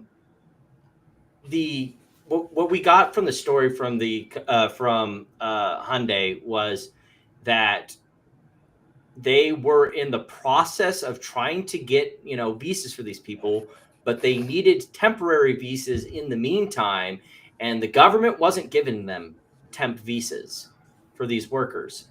And so the government was like, okay, we'll get you your temp visas, we'll get this expedited. And at this point, Hyundai's like, no, go fuck yourself. As you would if the government just decided to roll up on your factory and just kidnap your entire fucking staff. Yeah, but also, like, why weren't they just current? Sorry. Yeah, so it wasn't that they asked them all to come over here and get this open and then did this. That's not what happened. What happened is they were actually here without the correct visas to be here. Right. They were not current. They were not given a temp visa to wait out while they were getting their actual visa confirmed. And they Even though they asked fine for them from the company for that shit. Like, that should be something that they should fine the company for, in my opinion. Like, nothing ever happens to these companies that are doing this shit, right? Like, it's just all goes to the workers. They're actually working. But they obviously knew they were illegal here, right? Like, didn't they overstay their visas, most of them? From my understanding, they're like, for some of them, the way the article made it sound from the conversations they had with the people who were, because it wasn't just Hyundai. And like, they talked with several Korean companies. It's like, we've tried to get temp visas. We've tried to do things. They want us to bring jobs here to the US, but they won't go through the process of letting us be able to expedite this. We have a business to run. So I get where both sides of this is. Like, they didn't have their proper papers, but at the same time, it's like the government doesn't want to do the work to make this work. And but also the company was like, keeping them on the payroll illegally, and they knew it. You know what I mean? So, like, fine the company for it. Yeah. Well, and that would have been the easiest way to handle that. But now that this has happened, most of these companies are now saying, just fuck it. We're not gonna do business here. So real quick, was this an agreement that Hyundai made with the government? Like, were they like, okay, we'll get Doesn't this. Seem like it. We'll get this. It doesn't. What if there was? It doesn't seem like everyone was on the same page, because it sounds like what happened was Hyundai, like one of those Trump deals of like, open a factory here and everything. Like, okay, we'll like handshake. We'll get the factory going, and then without getting the rest of that set up. Now we got the deal in the photo op, and Hyundai's starting to try and get workers in so they can train people to get things started, and the government is dragging their feet with the temp visas, kind of like when you go down to the DMV. Right. And Hyundai's like, we got a fucking business to run. Right. So they just brought people over anyway and didn't wait to, get the actual visa. So the U.S. has kind of a deal like that with Mexico too. I forget what the thing is called, but it basically gives them temporary visas to come here and work. But so they have something like that with Mexico too. I don't know. I don't know what the state is. Yeah, what they do. All around. Well, but my point in saying that is that this isn't new for the U.S. government. Yeah, and it all around seems like there was no party here that was innocent. Yeah, except for the people who just like Platinum said, wanted a job. Yeah. Right, exactly. So they're just going to deport all these people that were just trying to work, right? And we're just paying taxes to America, and the government do went nothing back to the and tried company. to say, "Oh, we'll fix this. We'll fix this." And at this point, everyone's like, "No, you fucked us." Yeah. So, that's the end of that. So nobody's really in the right there. Nobody wins. It's a lose. Nobody wins. As I mentioned earlier, it looks like that Kenview, or I don't know how you pronounce that. Kenview sounds good. Kenview is going to be pushing back against Mr. Worman Brain and his anti-vax reports about how Tylenol brings the autisms to little kids So stupid. if you take Tylenol during pregnancy. What is also I'm also going to fully disclose here, I have a position. Also, Platinum, you were kind of right with the whole Johnson & Johnson thing. This company is a spin out. Okay. So they were a subsidiary of Johnson & Johnson, and they were spun out. They also own I believe they control Band-Aid and a bunch of other old Johnson & Johnson products. And there was a spin out, I think, 2 or 3 years ago. And thus this company was born. So that is the situation with that. It had kind of a ride up, and it kind of coasted back down when the market kind of died heading into the FOMC coming this next week. Did you take a long position? Oh yeah, I have a long position. I got it like right here, I'd say. Like right here, about 1840. So I mean, it's not doing super great. I think it'll go back to the 20 handle, and it'll be a nice. Yeah, I meant to go long on Monday and then forgot. So yeah, I waited until Tuesday. I'm still doing okay. Yeah, I think it'll go up. Yeah. You know how we love NASDAQ on this channel? Oh yeah, I love NASDAQ. Yeah, we call it OTC plus. Well, they're really not. They're really making it really easy for us to continue to call them OTC plus. NASDAQ is pushing to create tokenized securities. Everyone hates this. It'll make some of the meme stock people happy because they think it'll make them pissed off. Actually, no, because people already hate tokenized securities, even though they don't even exist yet. So this is not good. Yeah, this is how they're shorting things allegedly. Yeah. We also, I don't know if did you guys see OCTO this week? Oh my God, yes. I went up 5,200 and something 5,000% during the day. It's like, absolutely. Okay, shitco season is back. Yeah, I know, right? But isn't it back down to like... yeah, it kind of halved. I should have shorted it, but I was too afraid with that huge run up. How long would that last? But yeah, it's come back down pretty... let me actually pull that up. So OCTO, I guess. Brian actually sent me a DM about this. OCTO, he got some free shares because it was a spin out from BBIG. Yes. Exactly, it was like a spin out from the other shitco, right? Like so BBIG. I had that discussion with Tony on the last Stock Talk stream we were on. Yes, BBIG. Then it went to Cryptide, and then they spun it off into this, and then they did the reverse split. I think Phil was short on it and then covered his short. I should have been short because it made that run up and then it halved. More than halved. It went up way higher than 40. Right. It went up to over $80. Yes. Well, at the peak, but if you don't count this the week, if you don't count the wick, that's not a wig, dude. Turn on the candles. Like, how do you turn on candles on stupid Yahoo Finance? Go up, right? Go to the cog. No, go back. Get out of there. Go back. See how it says mountain? Change that. Yeah, right there. Yeah, candle. There we go. What the fuck? There it is. So 83. Like I said, a wick. Thank you. Okay, well, wick. hold on. Wait, where did it? Wick up to 80. Yeah, like he was DMing me during the day, and he's like, "Oh my God, it's at like whatever it was, like $40." He's like, "Now it's at like 50. It's like 60." Well, that was the thing. Holy shit! It got up to like 40, and then it held there for a bit, Wait, and then it did a second run up to 80, and it's just like. What chart is this? This is the monthly. The minute. What is it? The 5 minute? It's 3 daily. Days, daily. It looks like between the daily. Yeah, the daily. These chart? are daily candles. Yeah. All right, you could probably do. Yeah. Okay. Whatever. You can break that down further, and you'll see. But it did go well above. Like At one point, I it can't did. because this isn't Weeble. It's a shitty. Yeah. I didn't want to have to switch out. So anyway, it was stupid. Oh yeah. Yeah. I mean, Anyways, it was back to it a 2021. what, Like we have pump and dump $1.24? season. Yeah. Oh my god! Because actually, the Open announcement was that they trading made. at 50 fucking cents, bro. Hold on. The announcement that they made the day that it went over 5,000% was that they did a private placement for shares at $1.46. Yeah. And it went up over $80 that day. Yeah.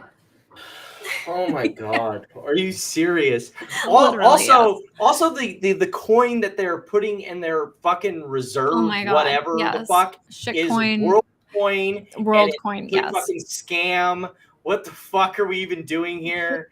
This is like 2021 crime all over again. is legal. It doesn't Shitco matter. season is back. Oracle reported a loss, top and bottom line loss, and went up over 100%. Like, exactly. everything was backwards. I meant to put that in there. I had seen something about that, but I was like, I'm not on the paying call. attention He was to this. like, I have "Oh no yeah, clue we're what's gonna do going $1 trillion." on, Like,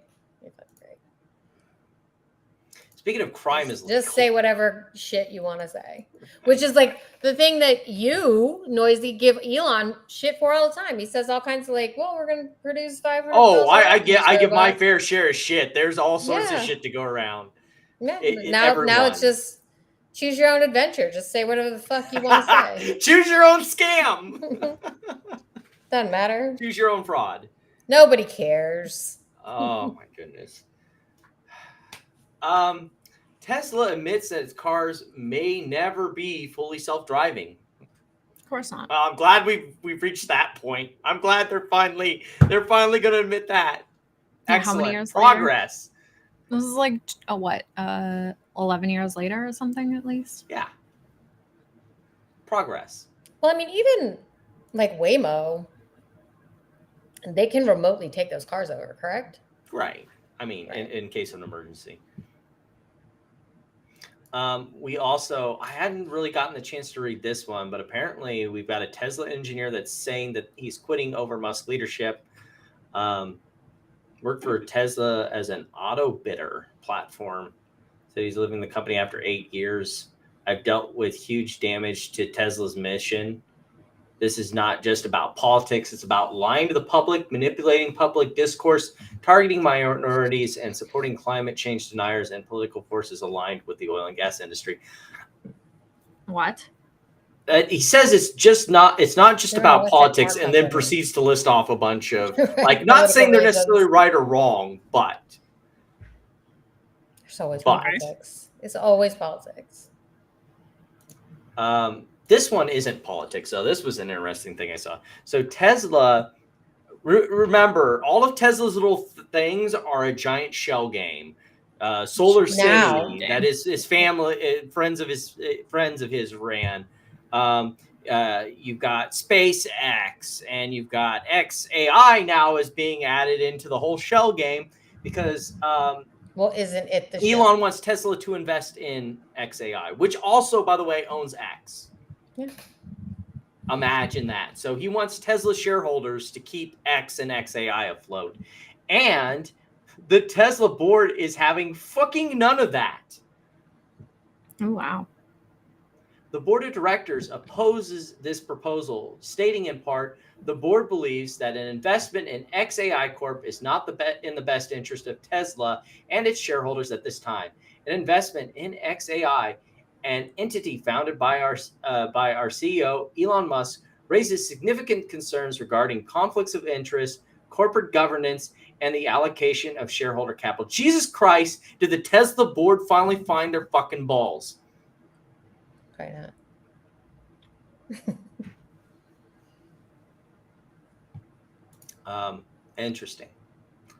Interesting indeed. We do have a update in the Securities Exchange Commission versus Musk over the Twitter purchase. Apparently we've got a motion to transfer. The SEC is opposing it. Tesla wants this transferred to Texas. And of course they do. And the SEC is like saying, no, Is it in New York? York? Or no? It's Where is currently it in now? DC. Easy. Oh, okay. He was saying, Elon Musk was saying that he wants it moved to Texas, and if he can't get it moved to Texas, he wants it moved to the Southern District of New York. Oh wow. Okay.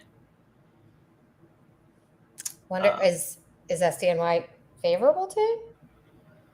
I don't Doesn't think seem so. like they would be. But I maybe it's don't just like a know. time thing. Like he's like, oh, I'll just Well, buy maybe some not time. just like a time thing, but he thinks that he can make it's like, I don't even know. Is it the activist judges in Washington, D.C.? You think? Surely it is. Maybe. Surely it is. We'll not deal with that. Nope. We do have an update in the shareholder litigation about the FSD stuff, which was really interesting because last week, and we didn't get to it, there was a motion by Elon demanding that they dump the entire transcript from the Florida trial in this case, and plaintiffs opposed. And then I'm going to guess that they went ahead and did it anyway because there's a lot of transcripts going on here.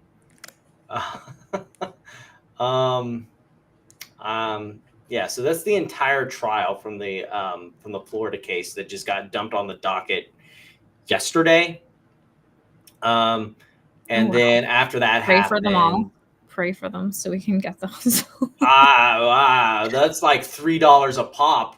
No, pray for them. I said pray for them. Yeah, yes. So someone else buys them. I think you only get like 3 prayers, though. Yep. So you can only get 3 prayers. 4. You can only beg so much. You can only beg for so much. 4. Then we got Elon Musk wanted an extension of time, and plaintiffs are going to oppose that as well. So, Dang.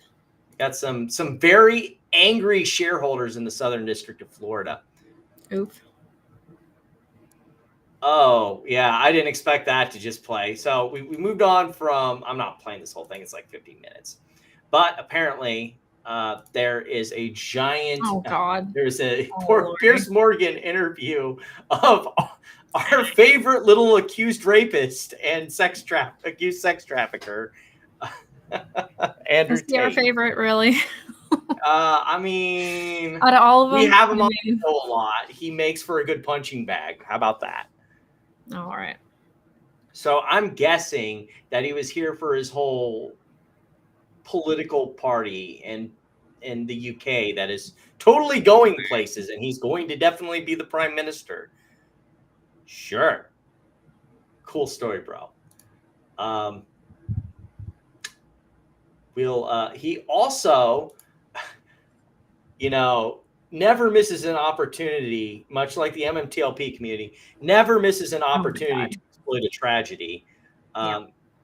He says that he is also, much like Elon Musk, going to be donating $1 million to the Ukrainian immigrant that died. I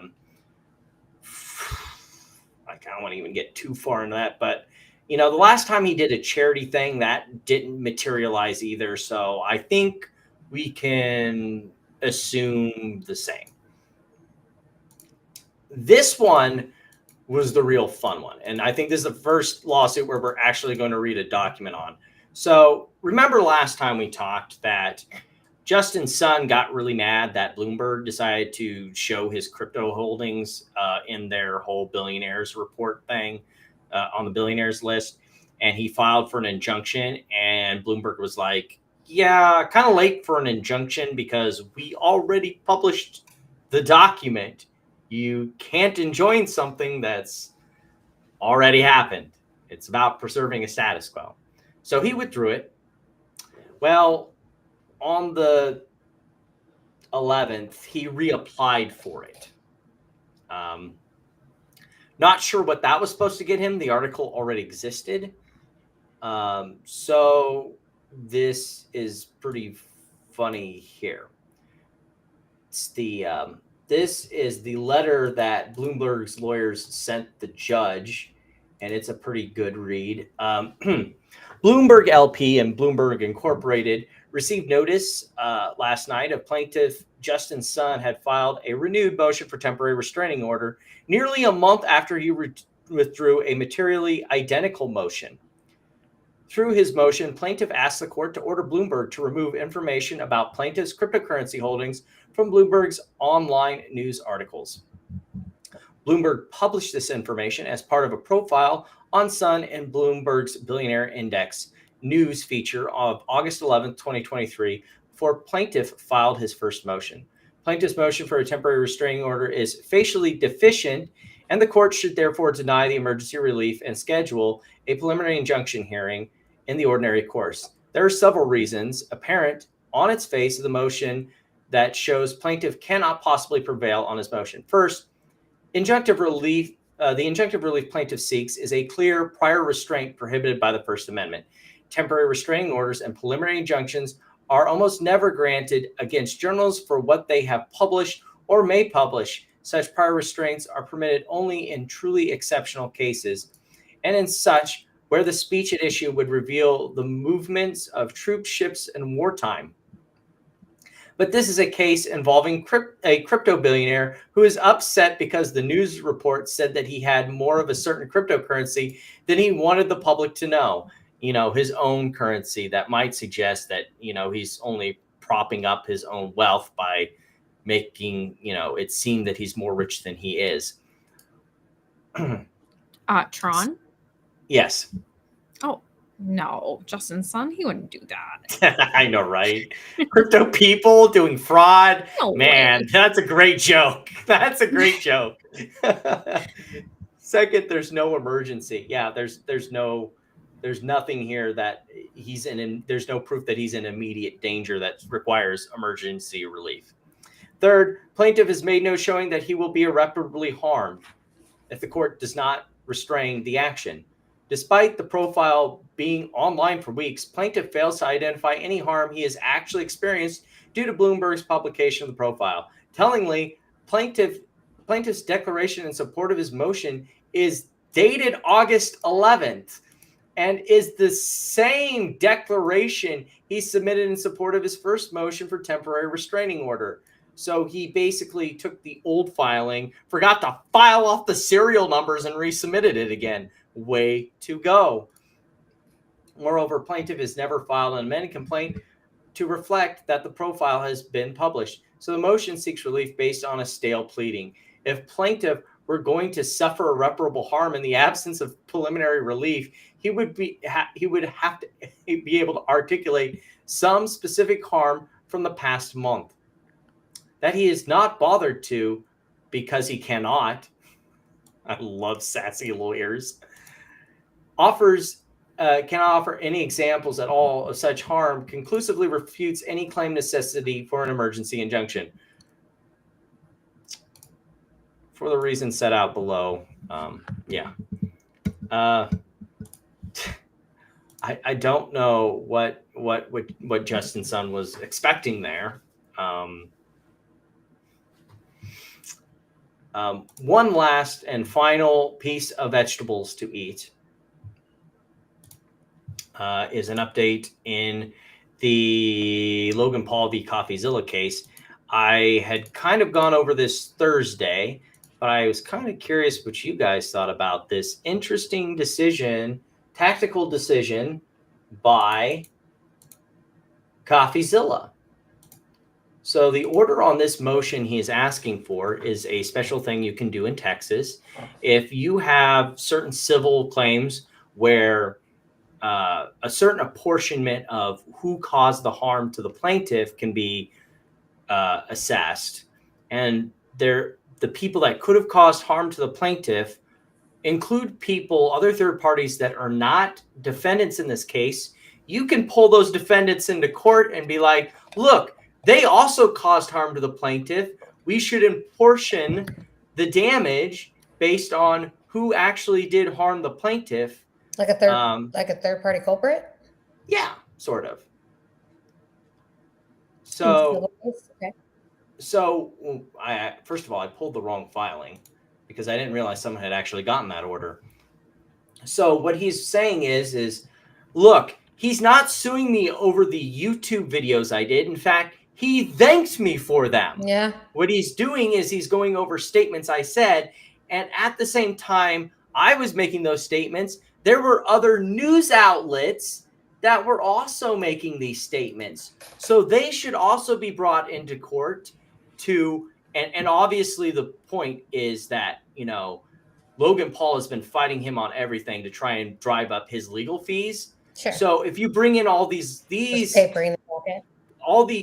So if you bring in all these companies like the BBC, CNN, New York Times, and all that stuff, if this motion passes, you'd be bringing them in, and now Logan Paul would be the one having to bear the burden of responding to say no, like this, like I still deserve my claims against all these other people.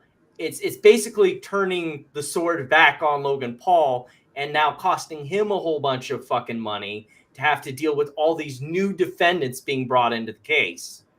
Also, at the same time, it's limiting the harm that could happen to Coffeezilla, because if you put this in front of a jury, now you got to apportion not only what damage did Coffeezilla do, but what damage did the BBC do? What damage did CNN do?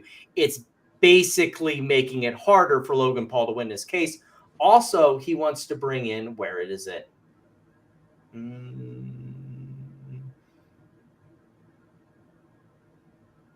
There was he was going to also bring in the defendants, the other two defendants from the class action CryptoZoo case. I know it's in there. I saw it. I've read this document. I know it's in here. To basically ask, you know, what damage had the other defendants that Logan Paul had hired, what damage had they done? So it's an interesting tactic. I don't know if it's a winning one. What do you guys think? I mean, it won't hurt. I mean, why not try it? You know? Yeah. So we also got an order here. Let's check this out because I hadn't seen this other. Before the court is defendant's motion to transfer. Oh, well, I know where that's going because Coffeezilla already released that. He said that he's withdrawing the motion to transfer. The court hearing the matters or is followed subject to paragraph 4 in the defendant's motion to transfer is denied as withdrawn, and as to the motion to compel communications from Harry Bag or Bag? Yes. The guy's name is Harry Bag? Yes. And Ed Lazinski, the two editors for Coffeezilla's YouTube videos, is denied without prejudice. Ah! I'm like 12 years old. Is that his real name? No. The mediation. His parents hate him. Like your parents fucking hate you. They named you Harry Bag. So this is the person who helped. These are the two people that helped Coffeezilla produce the video. And the motion was denied without prejudice, so he does not get to get discovery against them. Also, the deadline for mediation has been extended to November 10th. On or before October 10th, the parties must file a joint advisory addressing the status of the mediation and the status of the Don Holland v. CryptoZoo case. All other proceedings, including further consideration of defendants' motions for leave to take videotape deposition and further briefings on any other motion pending before the court, are stayed pending the court's consideration of the joint advisory order in paragraph 4. Oh, so the case has now been stayed, administratively stayed. Interesting. Okay. Well, that really changes a lot here. Huh. I'm glad someone paid for that order because I sure wasn't at the time. Oh, my goodness. Wow. I think things are starting to move more in Coffeezilla's favor. I mean, from the looks of it. Still a long haul. go there, but I guess we'll see where that goes and everything. So I'm gonna do some quick changes here Pretty because nutty case. we're moving from the politics and the current events thing. We're moving to the entertainment segment, or we're moving to the meme stock stuff. You know? Right. Mhm. Very So I'm gonna excited. move us over to just chatting on Twitch and move us back to entertainment section on YouTube. Not like that's probably gonna help Well, us you or can anything. change how you're like, Where's rubbing my axe at? Yeah. where you like Where's how my you double show vote? up in the categories. Where's Huh? what?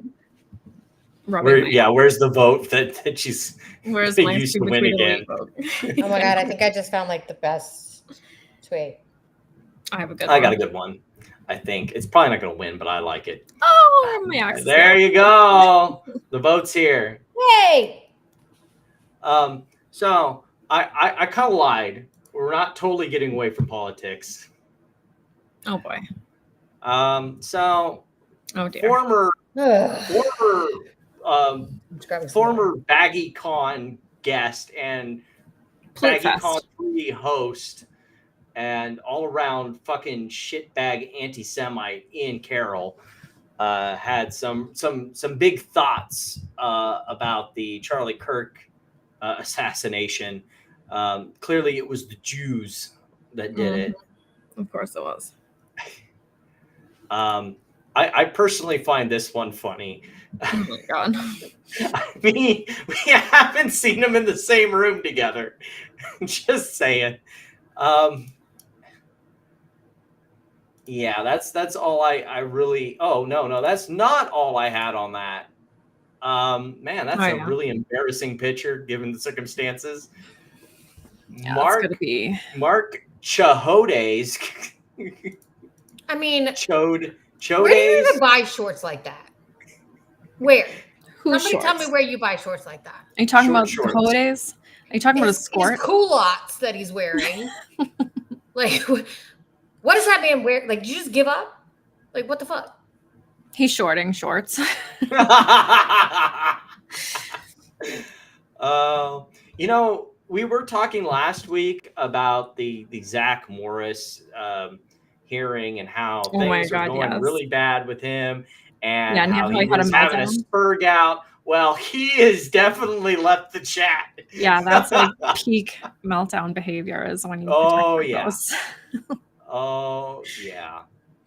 Also, last week I told a bit of a lie. Court listener has the voice transcript if you want to listen to it. Yeah. I spliced it together in one of the clips that when we were talking about it with some of the excerpts. But having gotten to listen to it, Platinum, what's your thoughts? I mean, it's pretty much exactly what you were saying, where they were like bringing up how the other guy like pled guilty, basically, right? Mm-hmm. And yeah. I mean, it doesn't sound good for him really at all. Yeah, and I can see why he had a meltdown. To be honest. Well, and he's got a little bit more of a problem than the other Atlas guys because he was buying property. I think about 10 or 11 properties with that money that he made from the scheme. And he was transferring the money from his brokerage to the title company. I don't remember what it is, but there was basically because he was taking the money straight from his brokerage and transferring it to them. That's where like the money laundering, that's where money laundering comes in. Oh, that's where they get the money laundering charges. Okay. Wire fraud and all the other things because he was taking the money and trying to squirrel it away. Bought 11 different properties here in Texas. Well, I think it's the time of the show for Platinum to shine. Oh dear. We've got we're gonna talk about GME earnings. We got an actual really good earnings actually for GameStop to talk about. Operationally profitable. What happened there? Oh shit. Yeah. Long GME. You did call this last time we were talking about GameStop earnings, I believe. Switch 2, I feel like, right? Yeah, I mean, I was there. But that's the problem with these big releases, right? Is that like that's the problem is can it's they not maintain the operational profitability when the console cycle Are they going to be able to ends? repeat it? Because what comes now? The Switch 2's out. Well, they do have the power packs that are They still do. in beta that haven't been released to everyone, and those I feel like True. are And they have the pretty PSA successful so rating. far. Uh-huh. I mean, if you look I'm at not Lance's hating on them. channel, I'm it sounds like it's asking. going to Oh, go no. over You well can for Yeah, I'm addicted asking gamblers. like is it going to be? Is it No, just I the agree with you. console Right. release, or is it The is it console something release, that I they're feel gonna like be did able help, to- obviously, right? Like I also waited out in front of GameStop for 3 hours on the very first day to get my And you little, pre-ordered it, right? exactly, to get my pre-order in order to get the Switch 2 on the release day. So, and I was definitely not alone there, right? Like we had the whole line and they filled up with everyone that could possibly buy it. So that seems like it was successful. And there we are. The revenue was a lot higher than I expected. So hell yeah, love to see it. But so is the debt. Bitcoin. Well, I mean, the debt was exactly what I expected. Obviously, not what other people expected, but exactly what I expected, right? Because I've been keeping track. $4 billion, which that's exactly what. I mean, and everybody is so laser focused on the like zero coupon thing, and I'm like, yeah, but it's still fine. debt. Yeah, That's like fine. as if it's not debt. It's like still It's debt, still even though it's debt. 0%. Like, And it's the worst literally part still debt. is if it gets to the strike price, it's convertible into shares, which will be dilution. Which will be dilutive for sure. Right. But I mean, so are the warrants that they're issuing as dividends. Well, so. let's not get there just yet. We're okay. Good. Sorry, stick the good We'll stuff. work our way there. Well, what I'm about to say is, and like again, my big problem is you got all this cash setting here. Good, it's profitable company, so that means that it's sustainable. It looks like maybe it isn't because it's console season, but it's better than it has been. So can we take this cash off the balance sheet and put it towards something? I know what's coming next. The handheld Xbox at holidays. Ooh, that would be. There is a handheld Xbox that is true. that is coming for holiday season this year. So that could be a double whammy, especially coming into holiday season. I mean, from the looks of it, it should probably do pretty well. Yeah. Although it's pretty big, like so I looked at it. I think I saw like. I don't think it was concept. I think it was actually it. Like, so my son has a Steam Deck and it's big, right? Like it's not. If you want something that's performative, it's going to be chunky. Right. Like even the Switch 2 is pretty big, but it's still sold. And I mean, this is Xbox. So, and I mean, I think they're the only ones who haven't done a handheld, right? I mean, PlayStation used to have a handheld. Xbox never did, right? Or they haven't yet. This will be the first one. So. Yeah, because like Sony's tried to do a handheld with the PSP and then they dropped it. Right. So, I mean, I don't know. It's Xbox. I just assume it'll do well. So about them warrants. When Divvy. Here's Divvy. Yes. So I actually did like a little Twitter space about this. It was only like 11 minutes long, but I pretty much kind of laid everything out that I know so far about this Divvy. They were even kind enough to give us an FAQ. Love it. Love an FAQ. Yes. So they were kind enough to give us an FAQ. And guess who? Still. Everybody? No, I'm talking about Jake.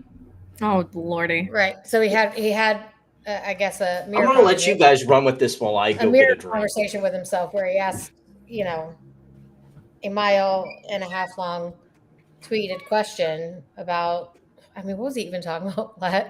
Like, I can't even really. Well, I don't think he understands like exactly what's happening here. He doesn't understand how the shares are going to come about. I can promise you that.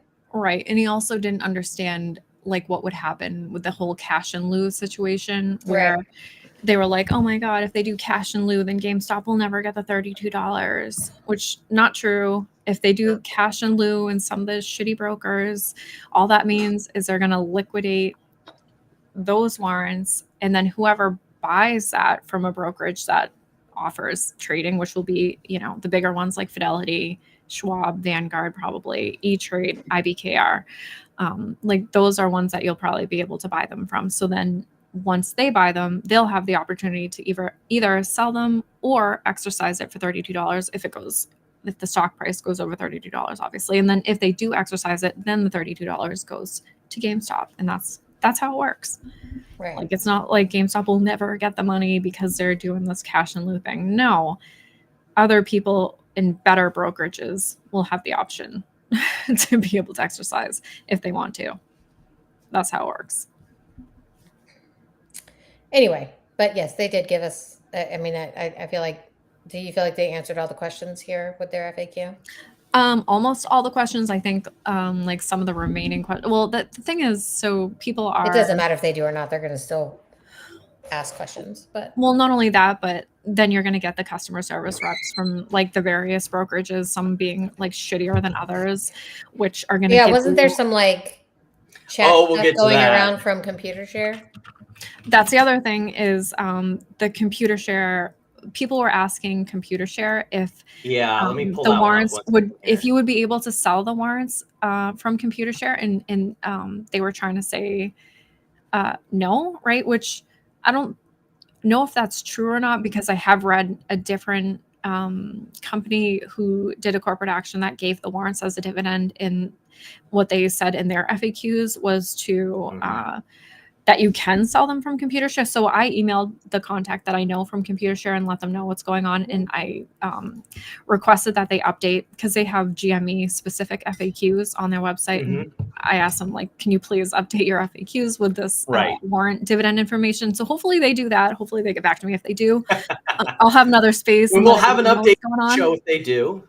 Yeah, exactly. And I'll let everyone know next Saturday too. Awesome. In fact, if you want to, Platinum, do like a short, like, I don't know, like selfie TikTok update, I'd be happy to post it on my YouTube channel and TikTok or whatever to get the news out. Because like this one of these things is like, oh, it's the meme stock. We have our giggle fits about some of the silly stuff. But no, legitimately, if it's something that would help investors, I'm more than happy to talk about and make sure that people get the right information. Because at the end of the day, like, we don't just laugh at people to laugh at people. I mean, the silly people do deserve to be laughed at. But at the same time, the point is educating people.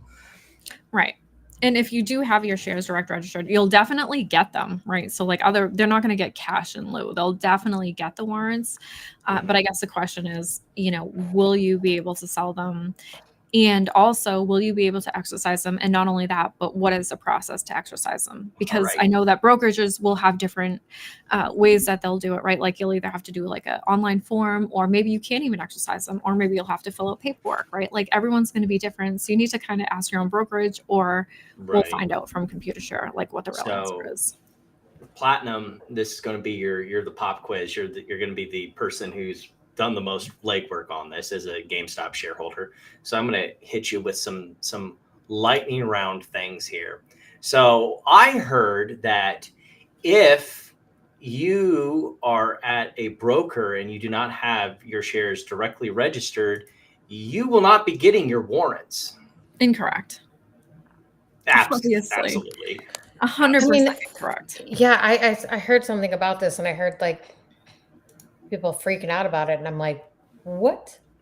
It is genuinely a deliberate misreading. That's this the only person way I can is almost always wrong. So almost always. I have like gotten into like back and forths with that person, and I'm just almost like always wrong. Give up. I'm done. I'm not even going to try. Are you sure about that, Platinum? It's the same guy, I know. But what do you mean that's the same guy? Because the shitty brokerages are not handling the warrants, that means that clearly if you are at a brokerage, then you just don't get the warrants. No. Some shitty brokerages will not have the I don't even know that it's shitty brokerages. I just think they don't have the capabilities or for warrant exercise. Well, not only that, just even to trade these instruments, right? They just are like a simple they're meant online for brokerage. But it's going to trade on, isn't it going to trade on The exchange? On New York Stock Exchange, right? But like Robinhood, for example, will probably have them PCO. Like they probably won't have them tradable. Like they'll distribute them to people, but they'll probably be PCO. And can you exercise them from Robinhood? Why would they Honestly, be PCO I'm not sure. if they're trading on NASDAQ? Or I mean on NYSE? Look at go into Robinhood and search other warrants, and you'll see that those are PCO. So I don't know. Okay. Okay. Where those warrants were trading on the exchange? Mm-hmm. And they're PCO.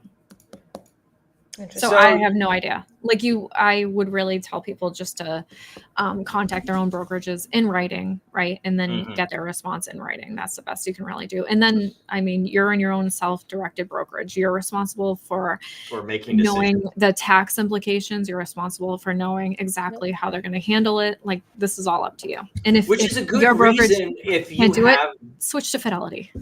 which also is a good reason, like with dividend paying stocks, or especially in this case with a warrant, which is basically getting issued fatalist calls to have it in a retirement account. Yeah, it's a long call. Like they're literally just giving everybody call options, and they're not even like a standard warrant with the 5-year expiration. Yep, 1 year. They're 1 year.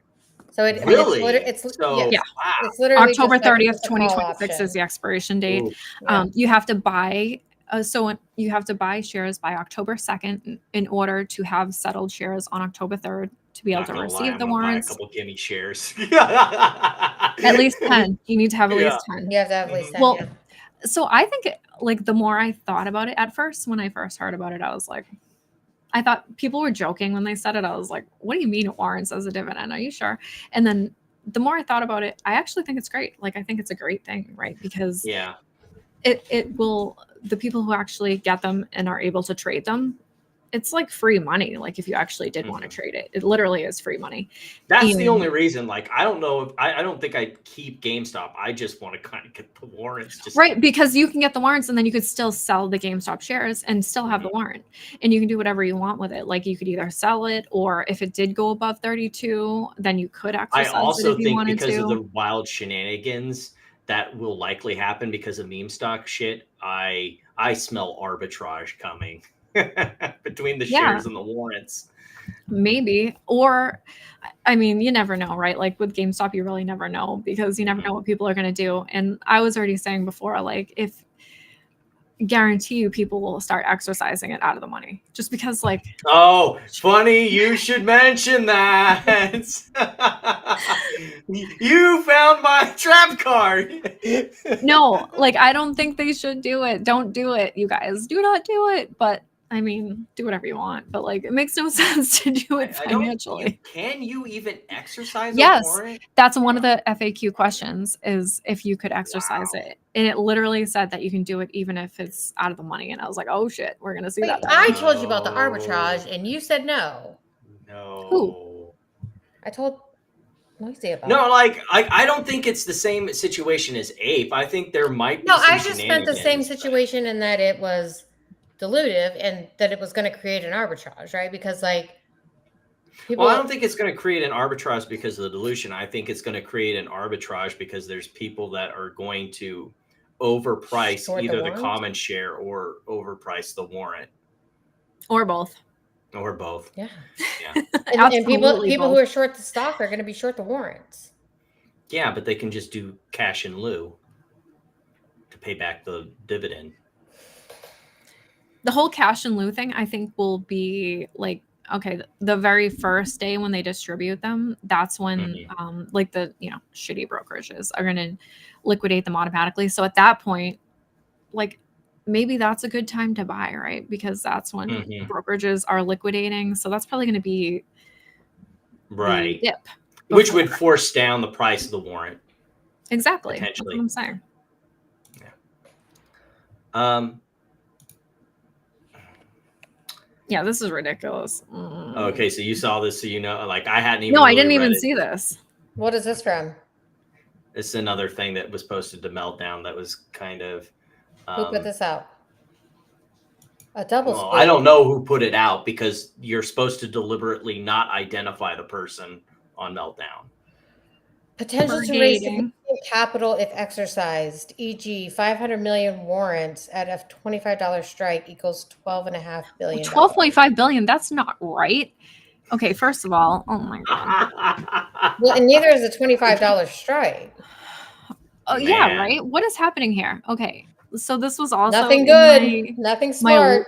It took me 11 minutes. Which, to try to first of all, explain it's everything not I one could. warrant for every 5 shares. It's every 10, Yeah, it's right? one for every 10, and it's a strike price of $32. And then it's a total of like, this is all in the FAQs. So it would be $1.9 billion if all the warrants were exercised, which I think it was 54 million, I want to say. I think it's like 50. It was 45. 59 million. Yeah, it was 45 plus 14. So 45 for shareholders, 14 for the note holders. 59 million. Yeah, and then it would be, so if all 59 million were exercised, which I wouldn't expect that to happen, then it would be 1.9 billion. So this math is not right. Yeah. Oh, stop, I think. But hold on, there is a thing. Did you see the double squeeze? Go back to the, not the one you just had up, but the one before that. One more. This could trigger a double squeeze, pressure on both the stocks and the warrants. Short sellers would be obligated to deliver the warrant dividend to the lenders of the shares they buy. Cash in lieu. If they can't deliver the warrants, okay, again. This is like when I first saw this. That's what I was getting here. It's the MMTLP situation again. Oh, they can't deliver the warrant. They just pay cash. So they don't understand that the warrants come from the company. And they don't understand that the shares, like when those warrants do get exercised, that those shares are new issued from the company.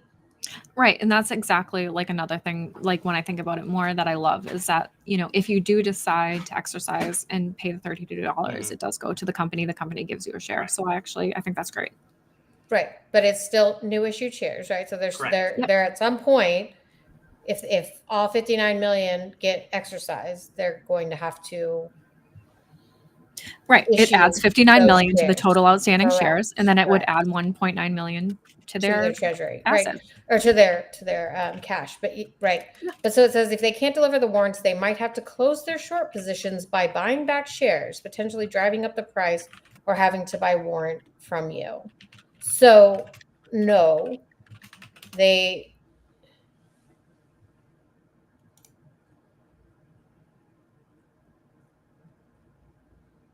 I don't know what that means. Me neither. So again, like if they're short the stock, it would just be short the warrant.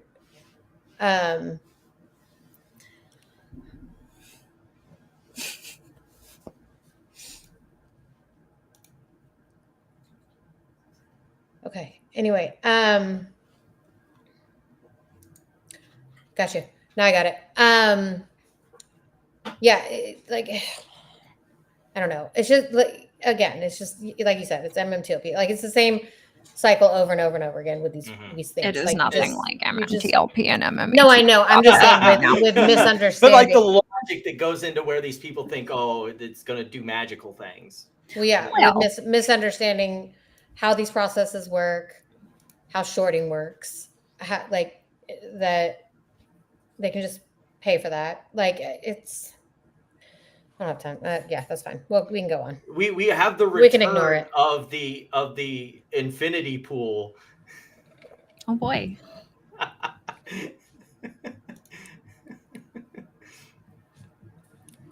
I don't know why synthetic October 3rd issuers. is our What new does that magic mean? date. Wait, where are we at? Sentence 1. What are synthetic issuers? As the stock price goes up, as apes FOMO in to get more warrants, and as synthetic issuers close their positions so they don't owe warrants. I assume again, like nobody, like the only person who owes you a warrant is the company who is going to distribute 59 million warrants. This is not hard. It's not, those warrants are not going to come from anyone but the company. Yes. Oh my goodness. As the value of the warrants goes up, more people will have incentive to buy stocks. So they can be issued What? these more. What? If What? the warrants How go can the up, they're going warrants to have go more up? incentive to buy stock. Like The warrants won't go up until after they're issued. What do you mean? Okay. I mean, I just. Don't worry, we're moving on. We're moving on to silliness. So I do think the stock will go up in price. So leading up to the warrant issuance date, because I did look up another stock that had the same thing, a warrant dividend, and it's ENVX, Innovix. Oh God. Well, it was the company is- latest one I could find. Maybe a shitco, but whatever. They did a warrant dividend situation in July of this year, and the stock went from about $8 to like $16 on the warrant issuance date. So I was like, okay, yeah, that's nice. So, of course, if we talk about GameStop, we have to talk about shenanigans. Oh boy. Get ready for conspiracy time, everyone.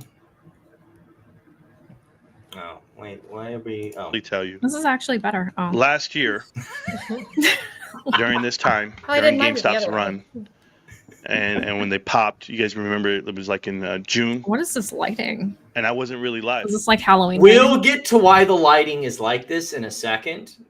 But Okay. first, we got to set through Morant's basically dancing around the fact that he probably got fired. Aw. He I didn't wasn't probably- live, and all those I mean, episodes are under review and locked up because I had my employer put the clamps on me. I'm a senior leader in my company, and I get, I'm promoting a different retail company, and I'm talking about stocks and investing, and I started a little series called Connect the Dots. Oh, Jesus Christ. Uh-huh. Well, the chairman of the board at Costco is Blackstone. Okay, Amy, you did the DD on this stupidity. You wanna You gotta you want me let, to go you gotta through let with it play that part of through. the rant, No, and then you let him say this. Let him say the name. How is the chairman of the board Blackstone? Just wait. Just We'll get there. We'll get there. His name is Tony James. no, it's not. And Tony James and the boys, and I get called into the office. Okay. They say, hey, man, we've been watching your videos. We're watching your streams. Okay. So the weird part is that Tony is a really weird name, like way to say Hamilton, because his name's Hamilton, and he is a non-executive chairman of the board. Where's that thing I sent you, Sean? Yeah, Let me go back. Hold on. it's up here. I just One got to scroll second. through it, too. Are you going to? We talked about so much Lisa Cook stuff. I know. It's buried. Noisy. Or is it noise in the and group chat instead of a here? lot of in messages? our- No, it's between me and you. Okay. Oh, yeah, here it is. Did you find it? I think. No. You know what? I thought I Like it needs to be like where I can just go There to it like is. the media that I sent. So you. yeah, Like so he's the chairman of the board, Non-executive. not an officer, non-executive, and he stopped working at Blackstone in 2022. he did, but he wasn't even like. I think he wasn't even. I don't think he had an active role. Yeah, it doesn't even specify what he did. It says he was a member of the What was board the of date on that? directors of its general partner. Yes. So it wasn't he- even the he main had his Blackstone group. It was one of their LLCs. Yep. Ooh. But everything, of course, goes back to There you go. France's crazy conspiracy theories. Yeah, so he's a former executive. He serves as Costco's non-executive chairman, but his role is a personal one, not a representative of Blackstone. Yeah. Makes that very clear. So he was the lead independent director from 2005 until he became the non-executive chairman of the board in August of 2017. He is chairman of Jefferson River Capital, his family's investment firm. He was executive vice chairman of Blackstone. a global alternative asset manager and provider until January 31st of 2022. And he served as president and chief operating officer from 2002 to 2018. But anyway, so he is a non-executive chairman in a personal role, not in a representative role from Blackstone. So yeah. Anyway, go ahead. So he is Blackstone. Okay, and his name is Hamilton. Yeah, you've connected the dots as far as Moran's. And his name is Hamilton. Congratulations, Hamilton. Alexander Hamilton. Well, thank you, sir. So wait, did he say his name is Tony James, right? So his name is Hamilton E. James. Mm-hmm. So I mean, I don't know if like he's confused. Maybe Tony's his middle name or something. Tony? Nope, it's E. E. Oh shit! I'd like to buy a vowel, please. So I'm not really sure. I don't know. I don't know very many Hamiltons, so I don't know if like it's like Richard and Dick, or like yeah, totally Tony. Hamilton, Tony, yeah. Right, like, maybe we should ask Tony De Niro if secretly his doesn't make a whole lot of sense. But... Well, hold on. Hamilton, the last letters are T-O-N, so T-O-N-Y maybe. I mean, maybe I'm connecting dots here. Okay. Yeah, I'm connecting the dots here. Yeah.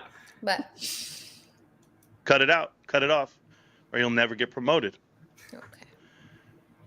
I then proceeded to get passed up in promotion by 6 people. What is it with these midwit people who think it's not that I'm a midwit, it's that I'm being held down by the man?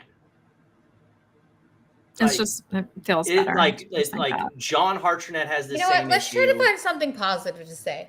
I would like to say that I think it is impressive that Morantz so deeply believes in the success of his 86-part series. that people actually give a shit. Mm-hmm.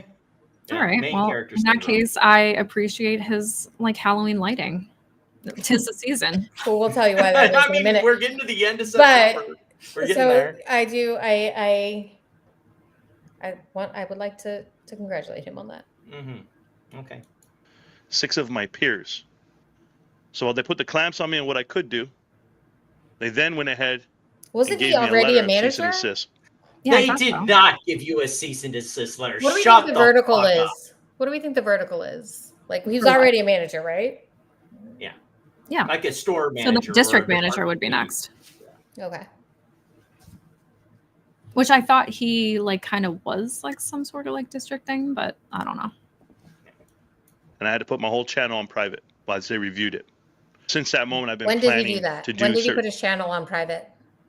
I don't remember that, but someone said that he did. So maybe I don't recall, but sure. We'll give them the benefit of the doubt, I guess, on that one. And things a lot different, and finally have that opportunity to do things a little different, and that's why I'm here today. If you guys have not noticed my uptick in viewers or my uptick in videos and content, because I'm not going to let somebody hold down what we do here.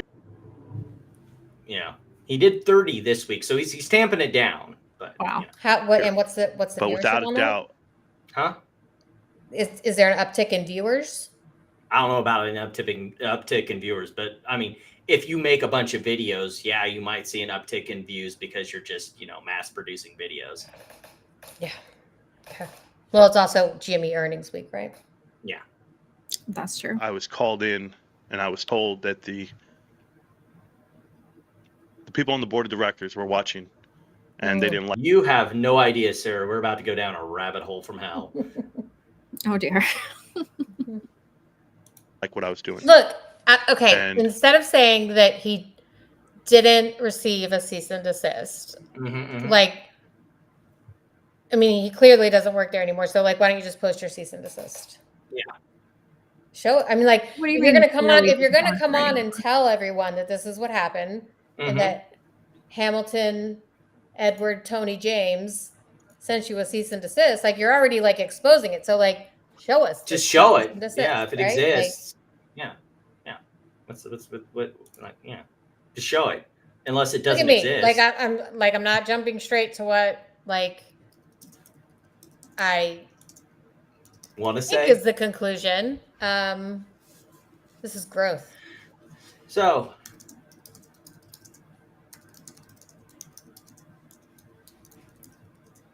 All right, so continue.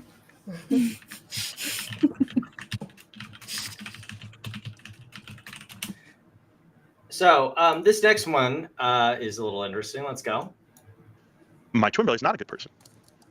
For whatever reason, my father is drawn to my twin brother more so than. Look, I just want to say something really quick. If you have a concern about your family drama being a matter of public discussion, maybe don't have a Jerry Springer show on your channel every night. Just a thought. Myself. And also, the discussion continues to be about his character. Like, his brother said stuff about him and his character. His dad said stuff about him and his character that he is freely admitting right now. So, is that not also germane about you? Also, another. So look, like, what is that brand? Parents don't admit that they have a favorite, but like, you know, I feel like he's in his 40s and has figured out that his dad has a favorite, and it's upsetting him. Oh dear. Oh no. Oh boy. I mean, I think maybe it's harder because they're twins, right? Absolutely. So like maybe it's a harder reality because you're like, wait, I look like him. And they have the same voice. It's like very. I know, right? It's kind of terrifying. It's weird. But look, I'm trying to find the positives. Okay. Look, I'll let you keep trucking. Just keep going. And even my younger brother, even have a younger brother. My dad's not drawn to him. My dad is strictly on one guy's side and has been for years, guys. I'm talking about. I mean, that seems to track with what you're saying, Amy. Yeah. To it.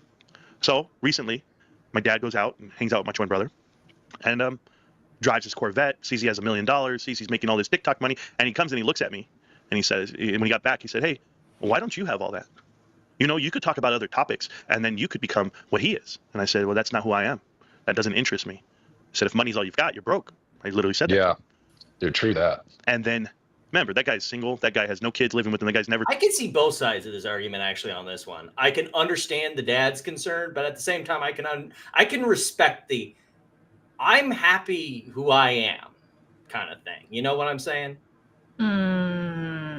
I mean, in this case, it's a little different. But I'm a person like. I'm sure I've had this discussion with my parents where it's like, you know, at least when I was in school, but like, I'm happy with the job I have now. I'm happy doing what I have. I've got a house. Or it's like my kid who got braces recently and is like, I thought you said I should love myself for who I am because they hurt too much and he just wants them off. You know what I mean? So you think it's a little bit more like, you know. When it backfires on you. Yeah. You know what I mean? So he's like, when the positive affirmations come back and get you. Right. Mm-hmm. So, wait, we got to tell Platinum why his lighting looks like that though. Yeah. Do you have that or should we just? Well, I'm like, he did do a video about it, and it's because there was something with his AC, and there's like a hole, and it flooded. Oh no! So, like, yeah, well, like there's like a hole in his ceiling, and like it flooded out like his whole setup, and so we can't buy a ring light. I mean, well, I think he had to kind of like because I think this is his full-time job now. He had to kind of do it on the fly, right? Because he's like, because he's already admitted on his Discord that he's selling Costco shares. Right. So he had to get like backup computer, backup lights, backup everything. I don't know about backup computer, but definitely backup lighting. Yes, I think he did say backup. Yes, he did. Okay. And like it was ironically an anecdote from his dad, who's a DJ, who just buys double of everything. His dad's a DJ? Okay, hold on. What? Is he actually? Okay. Does his dad have a TikTok? Okay. But anyway, so his dad buys double of everything, and so he had all this backup equipment that he could just throw up and do his show, and that's what it was. Yeah. All right. Interesting. On to more like actual like meme stock stuff as opposed to crazy family drama. Yeah, I wish Morantz all the best, obviously, of course. Yeah. I hope he is able to No one hopes someone gets fired. Let's yeah, be obviously not. completely And clear Costco's there. a good job. And Costco's a good stock. Like, let's be real. Yeah. Well, yeah, I mean, what he sold what, like 5 shares and made like $5,000? Yeah. Yeah, I'm gonna give you a fun fact. I'm gonna pull it up as a matter of fact, and you're gonna love this because everybody out there, read it and weep. Okay. I'm gonna show you guys how I beat the market. No, I beat the market. I can't wait for this. Every year. I'm not going to be able to say anything positive. Last year killed them. Oh, wait a minute. boy. It's September, right? Traditionally the worst month of the year for the stock market. And every year, look at the screen, guys. I want to show you something about this investment called GameStop for me. Say total gain and loss. Good job. He's When I go to Love to see GameStop, He is about as much as. and I go to this chart here. Where the hell is it? Summary. If I would have sold So year to date, he's up 0.32%. Hey, Amy, quick. What's the S&P year to date? Don't do it. Platinum, what's the S&P year to date? Let's see. We're being positive. Because he looks like he's tracking pretty sideways there, and he said he was beating the market. So what's the S&P year to date? Well, VTI is Well, up it's gotta be- 12.12%. Yeah, I was going to say it's got to be Oopsies. 20 something, right? Year to date? Well, he's actually got the yearly chart. So what is it up? 365. So 1 year. you want year over year? Or you want year to date? Year over Those are two year. different things. Year over year. He doesn't have the YTD. He has year over year. For VTI, it's up 16.99%. There you go. And also $47.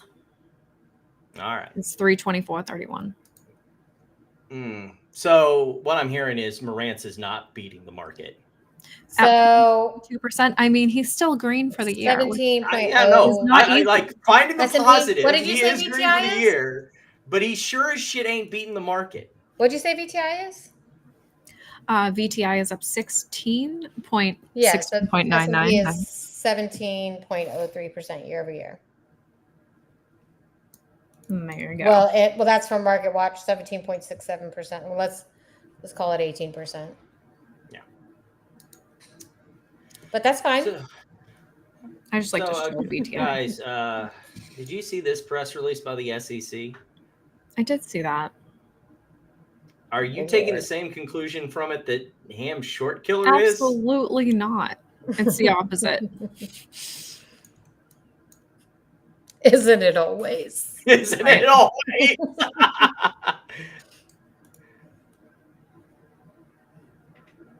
Thought he had the lighting like that for the fog machine and the laser light show he was doing after. So I mean, he said that he still had the fog machine. I didn't watch the very, very beginning. Like, his songs are so long, so I don't watch the beginning of like his intro things. So if there was fog, I missed it. Yeah, I mean, a light show would have been awesome. Maybe that's how you get the connection with your dad. He's a DJ. You have him come in, do the light show and DJing for your show. There you go. Maybe he only does it for his brother, though. Oh. Well, maybe if he talked less shit about his brother on his show, they could be best buds and it all work out. Right? Yeah. There you go.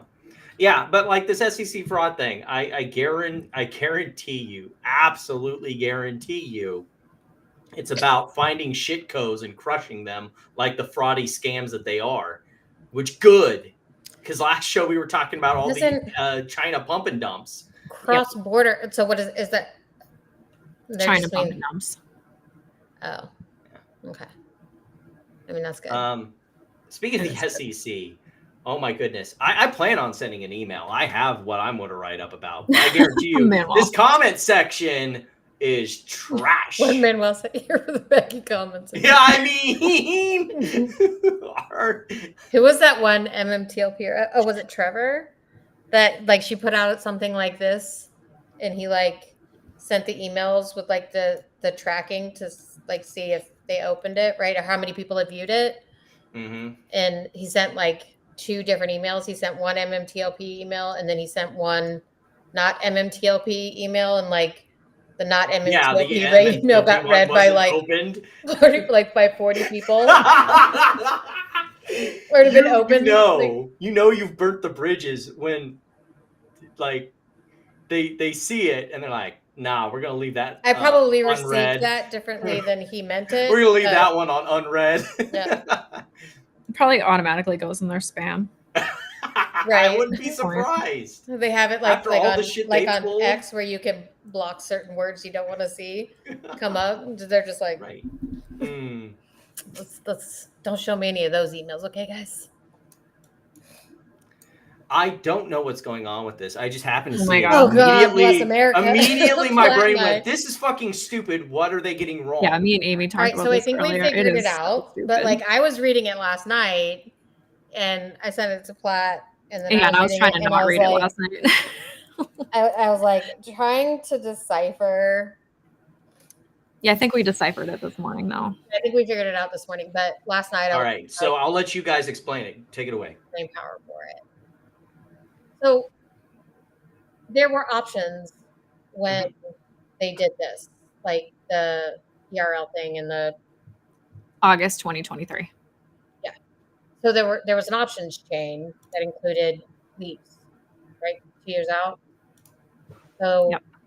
there you go. So August 20th, 2023 through September 10th of 2025. But from what we can gather, like they're covering that entire range because of the option change usually go out 2 years, right? Gotcha. So if you go to the page before this, Oh. do you have the other page, the second page? Yeah. So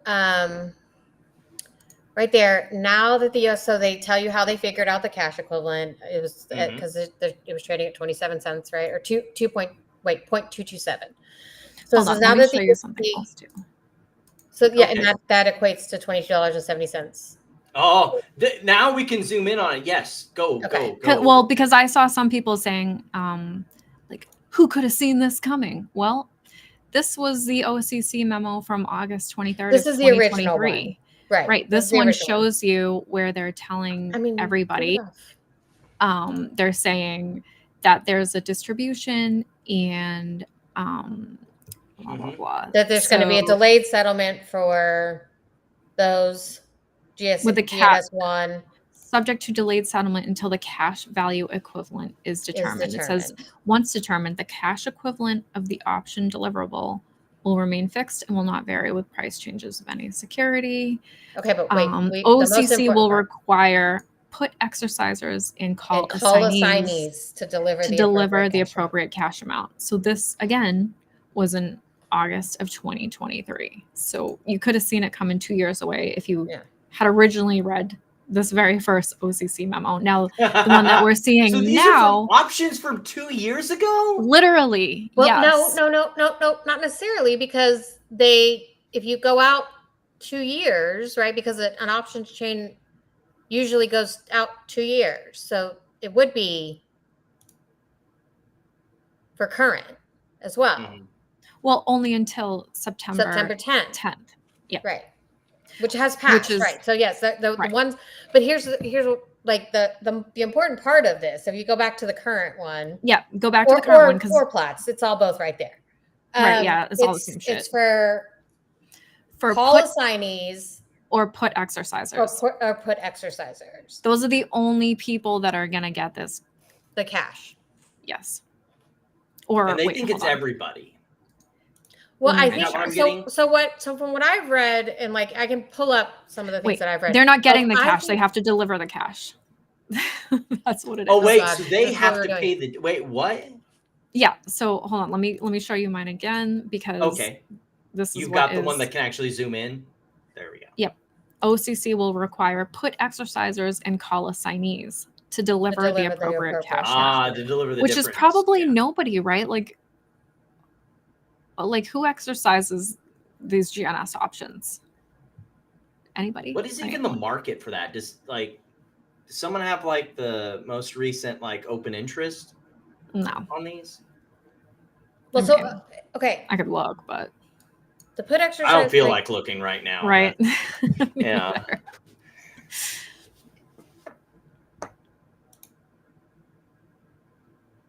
Okay, but this is what we went over this morning, right? The put exercisers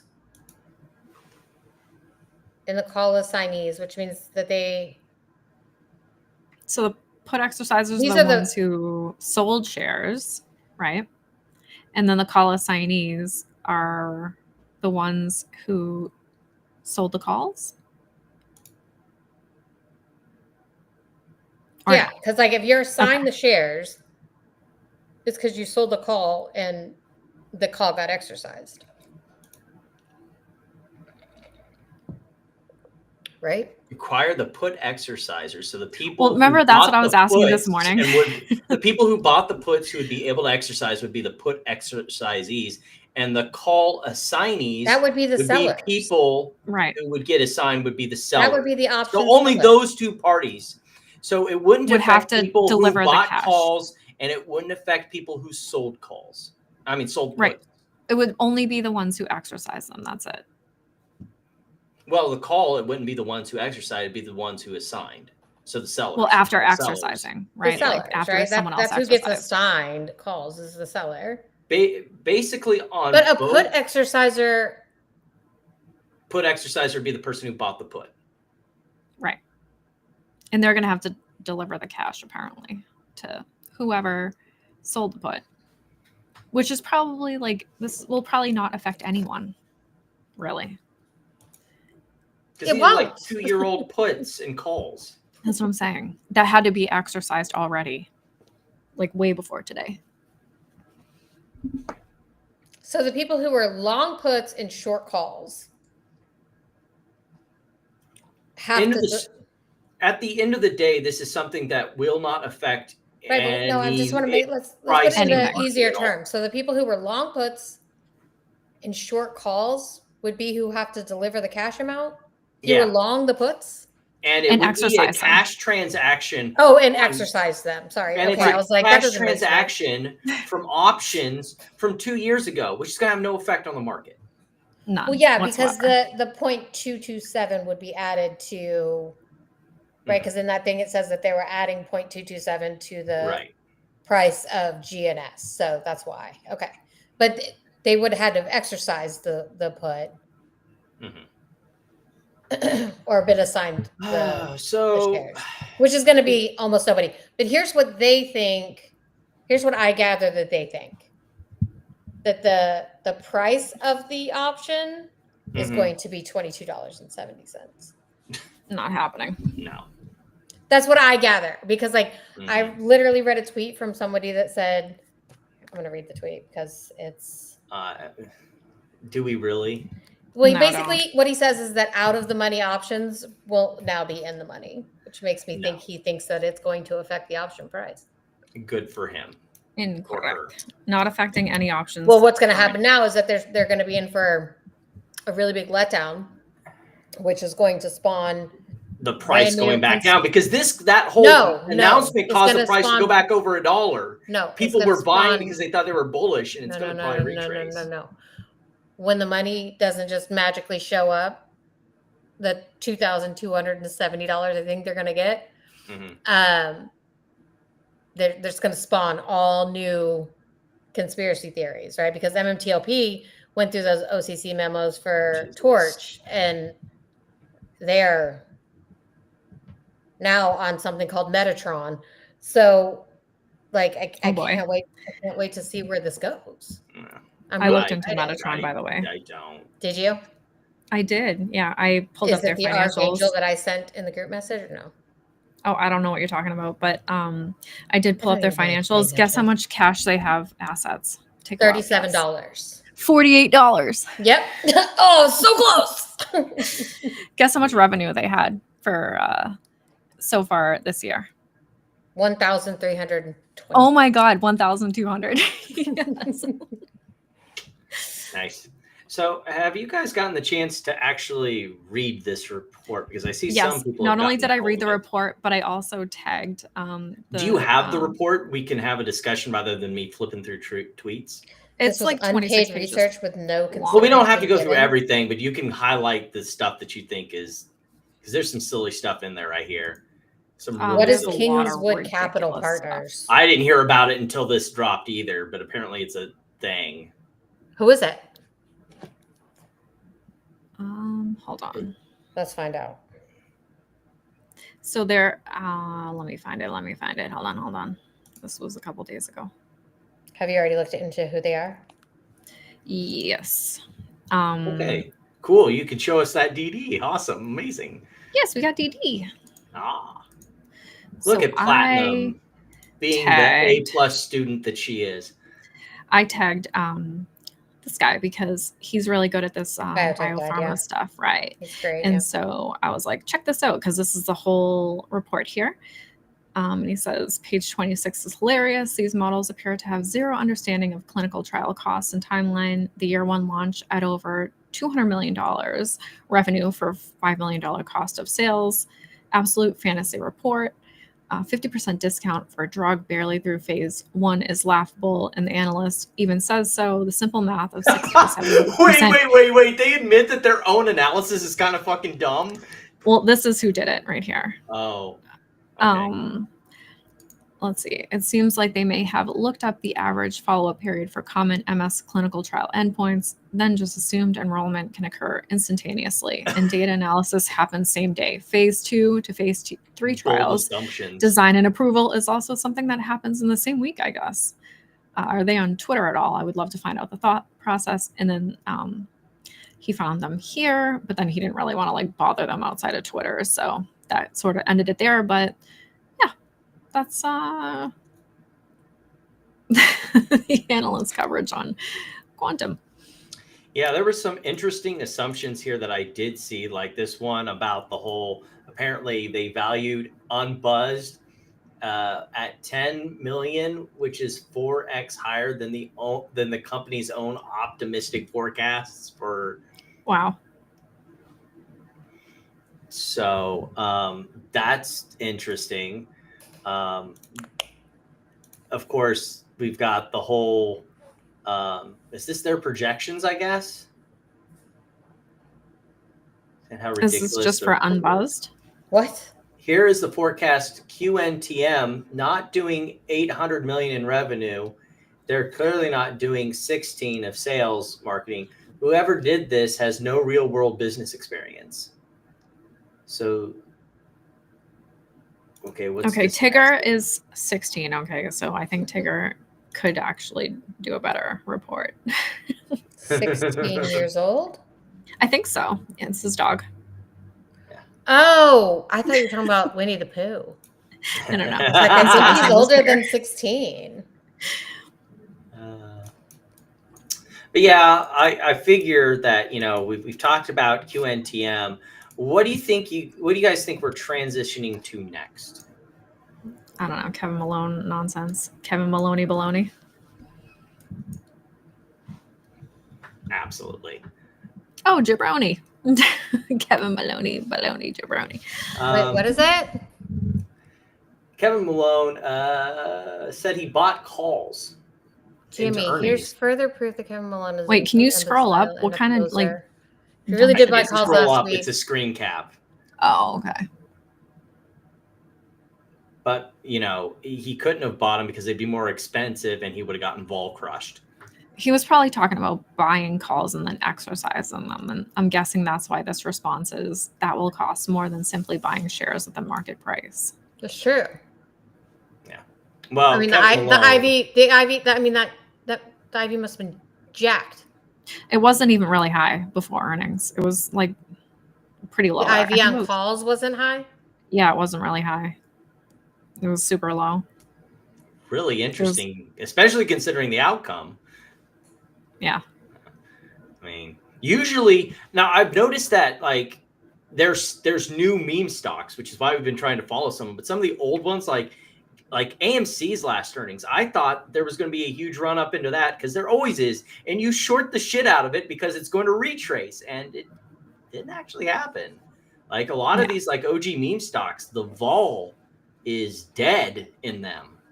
I don't want to say completely dead, but like it's definitely not the same as it has been, at least going back a year, let alone 100 two. new ones every single day that are, I mean, Octo went up 5,000%. Yeah, I know, right? Oracle went up 100% on a double miss. Like, what? You don't need to hang around in these in the graveyard of 21.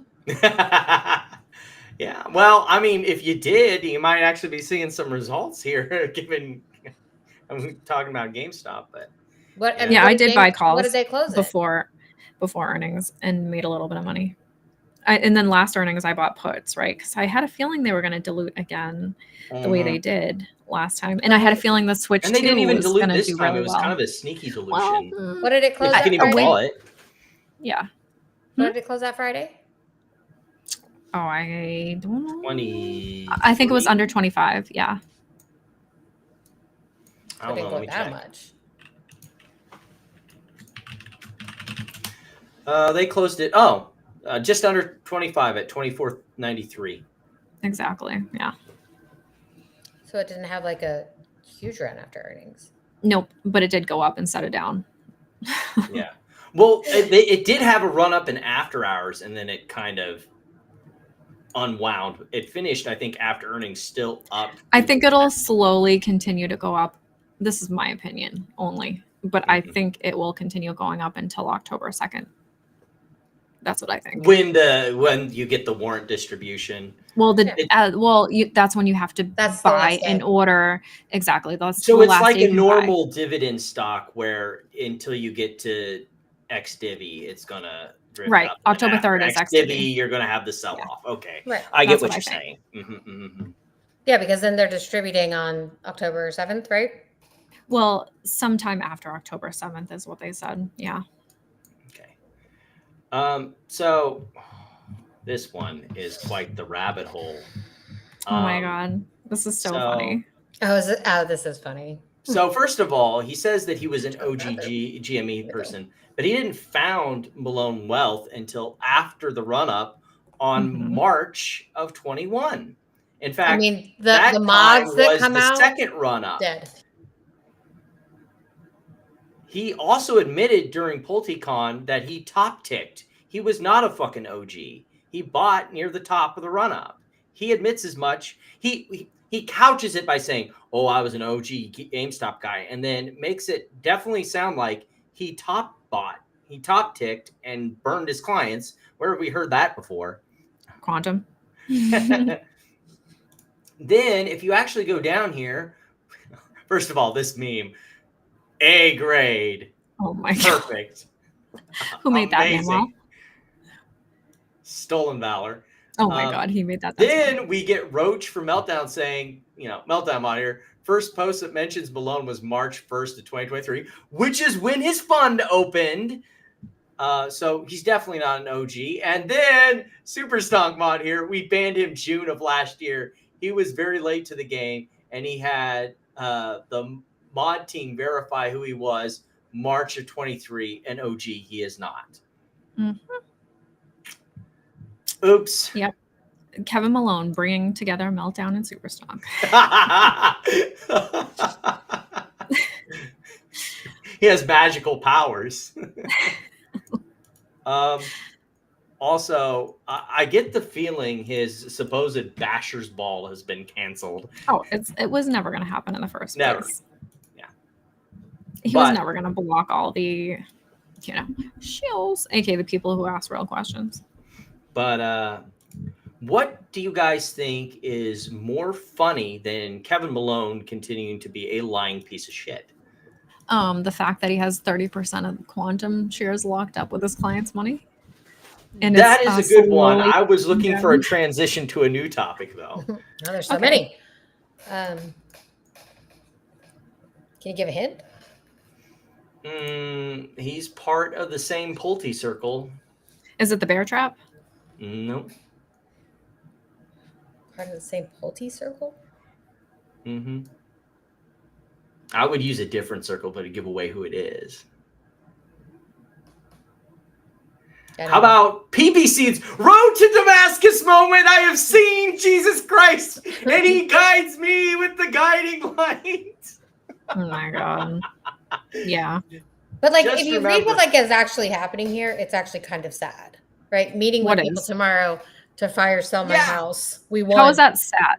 Well, I'm just Because saying, like what he's responding to, or like he says, just remember that God guides us even when we don't understand. And the last thing he says is, you will probably sell that house and get paid in the next few months, then buy that lake house you wanted. Fuck you. She's probably telling people the same thing. Okay, that's the difference. Like Maybe. she's probably saying the same exact shit. She Although I is feel the like one she's who had said, a little bit of an awakening. doubt it. Don't think so. Okay, Yeah, fair enough. I'm with Platinum on this one. I can only have so many good vibes in one night. I mean, I know, but I'm just saying that like I feel like the like BBBY coming back and you know trading the ticker and everything like has been a little bit of a wake up call for a bunch of people. I mean, the shares being the fucking plan coming out should have been a wake up call. Yeah. But Obviously, in July of 2023. I'm not saying this that, girl was following me around being like, oh, da da da da. You know what I mean? It's like yeah. trying to say that she had dozens like, of this is bankrupt not to stocks say- in her account. this She is was not the one to who absolve told them. people Platinum that has they the won't go to same zero. has the same fucking war like I don't want to say war is the same like I've dealt with these people and I'm tired with them mentality about Absolutely. the Bath and Beyond Absolutely. baggies And I'm not that I absolving- have with the MMTLP baggies. Well, no, her in I'm particular. not absolving anyone. Like, of that's the anything. thing. I'm Like, just- she gave me such a hard time for just literally telling people exactly what was going to happen. And now she's going to sell her house and what? Like, okay, no shit. Okay, that's not what I meant actually. What I meant is that he's still trying to keep the same bullshit. Like you'll probably So isn't sell she. that house and get paid in the next few months. Like So isn't she? She's still waiting for cash and equity. okay. Doubling down on this. Before Bed Bath and Beyond, I asked God for give me a break. For a sign. Sure. Okay. Yeah. Like I love this new niche. And he started showing me repeating numbers, so I started to research those numbers, and it led me to numerology. God damn it! Is it numerology or is it gematria? Because this new subgenre of PPSeeds suddenly, when everyone is realizing he's a massive fucking piece of shit who rugged his own fucking meme coin, continues to rug it every time he tries to pump it, and squeeze every last dollar out of his fan base. Suddenly, what is it with these people who are the hugest pieces of shit? Suddenly, I've found Jesus. I have seen the light, and God lights the way in the path that I fuck off. Okay, but let's read the comment. But you can't connect God with the stock market. If he exists, doesn't know anything about the stock market. Well, didn't he create the stock market? Is ruled yeah, like if we want to get to the theology, the stock market is ruled by the devil. All that's left of BBBY are memories. We've lost that much.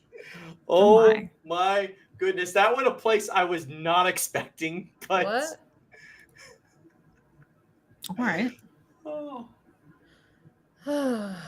Oh, we get the same characters in this one. God is working through PPSeeds. I'm going to take a citation needed on that one.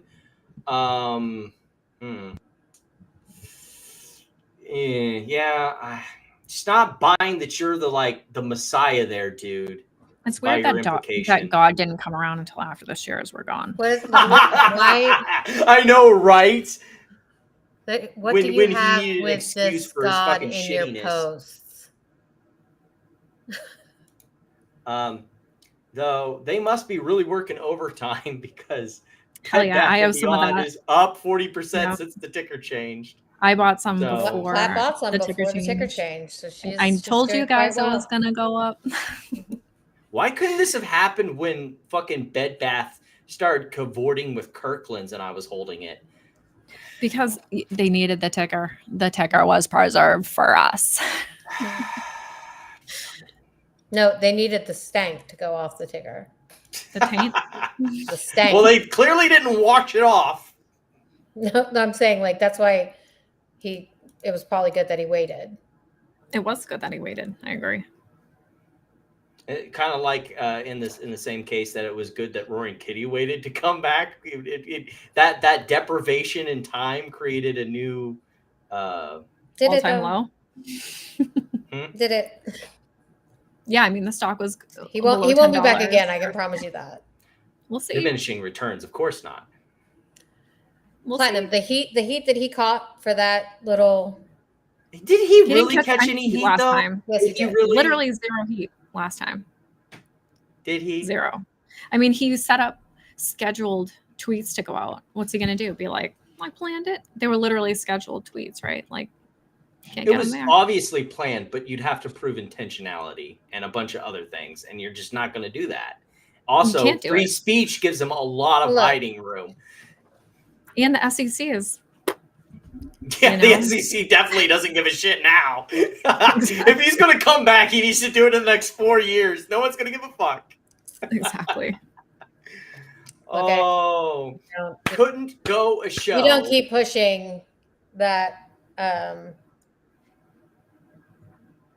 Couldn't go a show without mentioning Bollinger. I mean, like they cannot decide what they want to call themselves because I've seen filings where they still use Mullen and then they're using Bollinger and then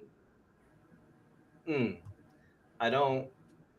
So apparently the special meeting. I feel like we really just shouldn't talk about this anymore till they get delisted because it's stupid. Yeah, it's like, the same. I just want to see the reverse split and see how fast it crashes. It goes to $1, split. under $1. Because, exactly. We could all make bets on how long it'll take to go under $1. Because I wanna it make went bets on down how real quickly fast last time. Delisted. I mean, I thought it was going to get delisted. Like, yeah, but this time they're month saying that this is like they have clearly reached their limit of this scam. I thought the last time was the last reverse split, though. Yeah, now they're saying it. I'm not going to pull it up, but in their lawsuit where they're currently being sued by one of their distributors, they filed a cross complaint and both parties have answered to that. So we'll see where that goes. We're also still waiting on the shareholder lawsuit. I'm sure that will go all of the right places because like literally this company is one of the ones that is just like, I mean, first of all, like being in the company enough to like stick around to sue them, just cut your losses. But at the same time, like if there was a company that deserved to be sued and lose all their money, it would be Mullen. That's the one. Or Bollinger or whatever. They have director and officer insurance for a reason, so get them. Yeah, get them for all they're worth, Absolutely. for whatever it's worth. Absolutely. So did any of you guys see the interview between Rob Carter and Mr. Scams-a-lot himself, Trevor Milton? No chance. No. I won't watch that shit. It's probably going to be. I downloaded it in case I wanted to use it later, but I'll be honest, I didn't watch it either. The whole Tucker Carlson thing. Like we watched I didn't even get through the whole Tucker Carlson one. It is painful watching an idiot interview a con man and treating him like he's a savior. I don't need to go through that experience a second time. Yeah. Also, up on the board, I still got the ban from good old convicted felon Trevor Milton. Oh yeah, he blocked me like off the rip. Oh, did you see the Tucker Carlson and Sam Altman? Yes. Interview? So like, because he asked him some questions, but he really didn't lay it on to Trevor Milton. Has a very selective ability to suddenly become a journalist. Yeah. Well, and Sam Altman was so awkward. He is. And like he literally is ChatGPT personified. After Tucker left Fox News, like he was pretty bad when he was on Fox. There's a reason he got fired because he brought down a whole hell of a defamation lawsuit on them. But since leaving, he slowly is trying to become mainstream Alex Jones. Let's be honest here. Okay, but according to Tucker, he asked Sam those questions on behalf of the family, on behalf of the mother of the guy. But that whole thing was hard to watch. Yeah. It was super awkward. And like Sam's voice was just so monotone that it was just hard to even listen to. Yeah, well, and he's like no emotion, right? Zero. So Yeah. it's hard to like when he is saying like, It's like, are you accusing me of murder? well, it wasn't even that, like not even that, but like it's clearly a disturbing topic, right? And like he has like no expressions, no emotion, like, and I mean, I feel like he's kind of been that way always. Like, I don't think it's very different than how he's always been, but Right. yeah, the whole exchange was really strange. Super and awkward. like that's the thing about Tucker is that like then he'll be like, "I'm not accusing you," and like, I mean, you watch and see like everyone felt like he was accusing him, right? Yeah. That wasn't just like Sam Altman who felt like that, right? Like that. I mean, yeah, that's what it sounded like. Clearly accusing him, right? Like, Right. so that was hard for me to watch too. When he's like, "No, I'm, you know, I'm not accusing you," and I'm like, "You are." Like just like own it. But like, so I don't know. I don't know. I feel like Tucker is sometimes like, I can't tell if he's like, if it's an act, like, because I feel like even with like Trevor Milton, right? Like you, I feel like he almost has to like act dumb, which I don't know. I don't know how I feel about that.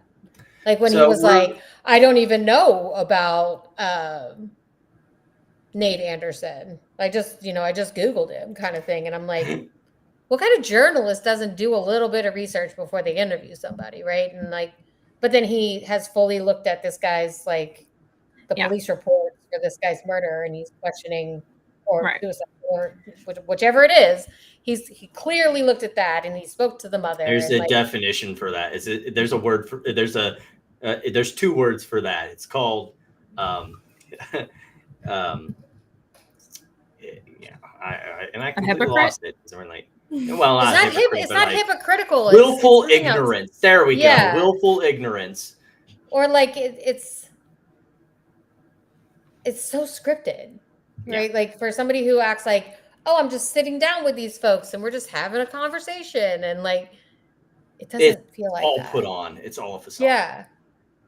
But it's pretty disingenuous. Speaking of which, we're in the MMTLP section. If you weren't, but I do want to make clear, if something strange is with like going on with that situation, it should be fully investigated. I actually agree. Oh, for sure. Yeah. So we're in the MMTLP section. So Amy, Amy and Platinum, I'm going to put this back up to you as a transition. What do you think we're going to talk about next? Now that we're in the MMTLP section, Oh wait, we already talked about the letter, didn't we, last week? Yes. Mm-hmm. We did. So no, it's another fake letter. Oh, Metatron? No. Is it Junk Savvy? You don't know about the Metatron, Dee? No. Okay. Oh God. Yeah, you're pretty warm there with the Junk Savvy, Amy. In fact, you might have had a part to play in this. Oh boy. Oh yeah. Oh boy. So there was a death in the Meta family this week. And of course, there is not a tragedy that will go unexploited in the MMTLP community. Mm-hmm. So everyone, regardless if they hated Don Fizz or not, was going to immediately cash in on that grab. So, that was deleted. But anyway, Amy, why don't you explain this whole situation? So at the time that this all went down, like Don Fizz was, his name's Richie. He was clearly in crisis, and he was holding all these spaces, and he wanted people to come in and talk. And me and Platt puzzled, like we all just showed up, and like we'd let him go, right? And we would just talk to him, and this group wanted him, like they didn't like that he was hosting spaces with the shills, right? And like there would be some conversations that happened, right? And at one point he was hosting a space and we actually had good conversation. Like Anthony Acid came up and that pinstripes person came up and like there was some, exchange back and forth. Cause I mean, they hate us. I said some strong worded things here because I had just found out that Richie had passed away and I was actually really upset about it. And then when I hear the things that this person was saying, I snapped. But anyway, because she was basically we have the recording using his death as a bargaining chip. Well, hold on. Let me just give some context of this. So while he was hosting these spaces, like their mission, their goal was to get him off spaces because they felt like he was destroying their movement, right? And he was like hindering their progress because he was saying that Congress wasn't going to do anything for them. Correct. He was like turned out to be accurate. Of course it was accurate. Well, he was the one there, pretty much like, leading the charge there. Like he knew exactly what was going on. He was doing like Zoom calls with these folks and like I think with Greg McCabe also. And so he was saying that all these space hosts were just blowing smoke up people's asses. They were blowing smoke up people's asses, right? So and he was annoyed about it. Yeah, he was annoyed about it. He has got like, I don't know if you ever listen to one of his spaces, Noisy, but like he's got a gruff voice and like he has when he would breathe in, he would I think it was breathing in, right? He would kind of go like he had a bit of a snort when he would breathe. And not always, just like sometimes. And so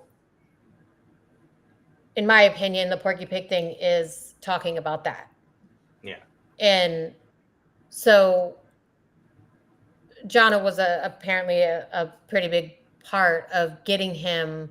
So like when we would be on these spaces and he would be talking and stuff like that, his phone would be blowing up. The MMTOP community would be coming in and saying, make me co-host so that they could kick all the shills out or, shut it down, Richie, shut it down. Like they didn't want him holding spaces because for some reason they think Congress actually listens to their spaces. But they were it would be a lot worse for them if they did. They were frantically trying to get him to stop hosting spaces. And so that day, she puts that post out about with Porky Pig. Grow up a little bit. Click on that. Yeah. And says the circus animals need to go back to their cages. The pigs are squealing. This is just another episode of Triple D. And then she puts the Porky Pig thing up, and then the next one, Porky Pig, the feral raccoon, which is obviously puzzled, and you other trolls, she's talking to us, need to get a life. What's the argument? Blah. So then she goes into Junk Savvy's space. Go down. And basically tells the community. This one down here. Yeah, tells the community that. Good morning. So Porky Pig had a visit, and that's all, folks. The sideshow is over, and it's back to work. So that is up in the nest. Wait, so she's basically admitting that she chased him off social media. So somebody did. They all did. Somebody paid him a visit and got him. Oh yeah, so like the threats that they normally do. So he deactivated. Yeah. So at this point, he had deactivated his account. The usual. She comes in to say basically, we took care of him. We took care of that. Get to work, right? And so she's like, make your phone calls, send your emails, back to work, right? Like they didn't care. I hated Joanna. Now I just fucking despise her and fuck that bitch.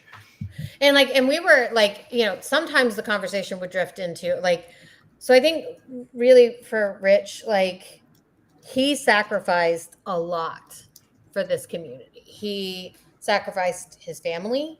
He sacrificed his time. He sacrificed his health. Like he went to DC. He marched up and down the hallways of Congress. He talked to a lot of congressmen. He did Zoom calls all the time. He put everything into this community. And I think he started to see that he wasn't getting that, like, especially like when he was clearly in crisis. They'll tell you that we pushed him, we were pushing him, and we were encouraging it. We literally I sat don't in there and know. like She sang pretty much songs with admitted him. that Exactly. they're the ones that. Yeah, it's Well, he always just said like he got excommunicated. That's literally what he told us. Yeah, and we were And, like, like- all right, we'll open you with we'll come on over. Like, let's have, we'll join your space. And then we like sang songs and stuff. Like, we had a good time. We play music, and we just we just kind of were there. Like we didn't really, like when we would have conversations about MMTLP, he would usually just take over and say his thing. But like it's the same thing. Like accuse us of that of which you are guilty of, right? Yeah. Because they all turn their back on him. Accusations in a mirror. Yeah. So they all turned their backs on him when he was clearly feeling some sort of way here. Mm-hmm. And I didn't even go to that many of the spaces. Like I think there was a lot more than I attended for sure. Oh, but, for sure. Yeah. So they didn't find out he passed away on July 25th. They didn't find out until this week. And wow. Then it's Jonna was using it as a bargaining chip, basically, a rallying cry for the community to continue this fight. And like I was genuinely sad. I actually cried tears when I found, like, because that's really sad. And I didn't even know him as much as like some other people did, but he was only 55 years old. Right. So like it's genuinely Which is sad. crazy. Yeah. So it's genuinely sad. And I don't know, hearing this, like what he did for me and what he did for my family, and we need to use his name when we are sending our messages, like. So not just did they chase Like basically saying we need to tell Congress that this person died. The same thing that they've always done with this sort of thing, except now they have a literal corpse that they can prop up like a fucking prop in a marionette. Well, another one. Well, some of them that a lot of people, like, they know his name, right? Because he was there. He walked the halls of Congress. He's personally talked to these people. So this is like, I don't know. I just felt like they were trying to use it as like a trophy. And like exactly, the way she yes, was talking, 100%. The way that she was talking just pissed me the fuck off.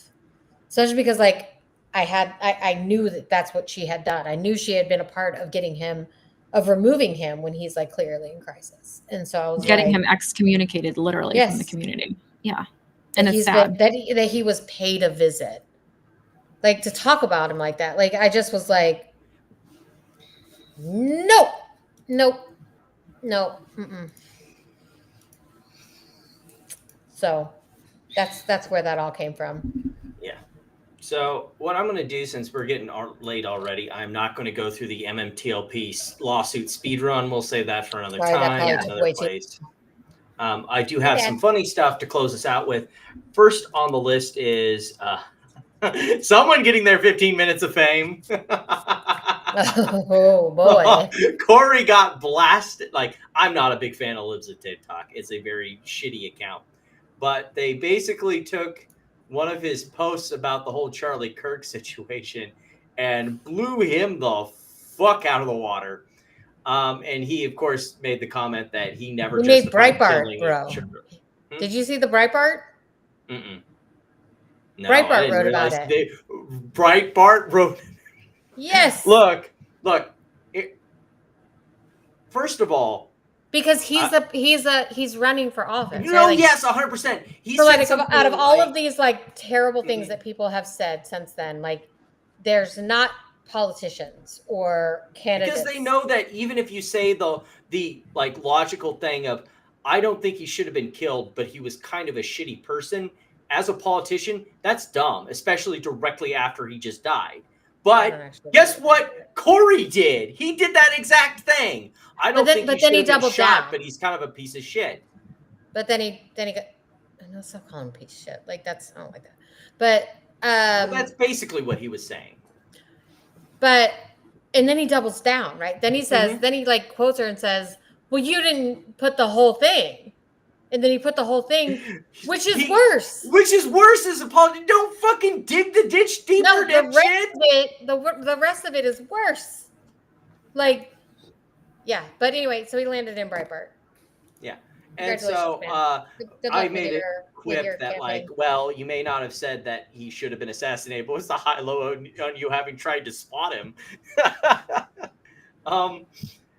Yeah, I didn't even know about the Breitbart thing. That's absolutely craziness. I can send it to you. I have it. Nah, that's good. We're kind of short on time here. Yeah. But like,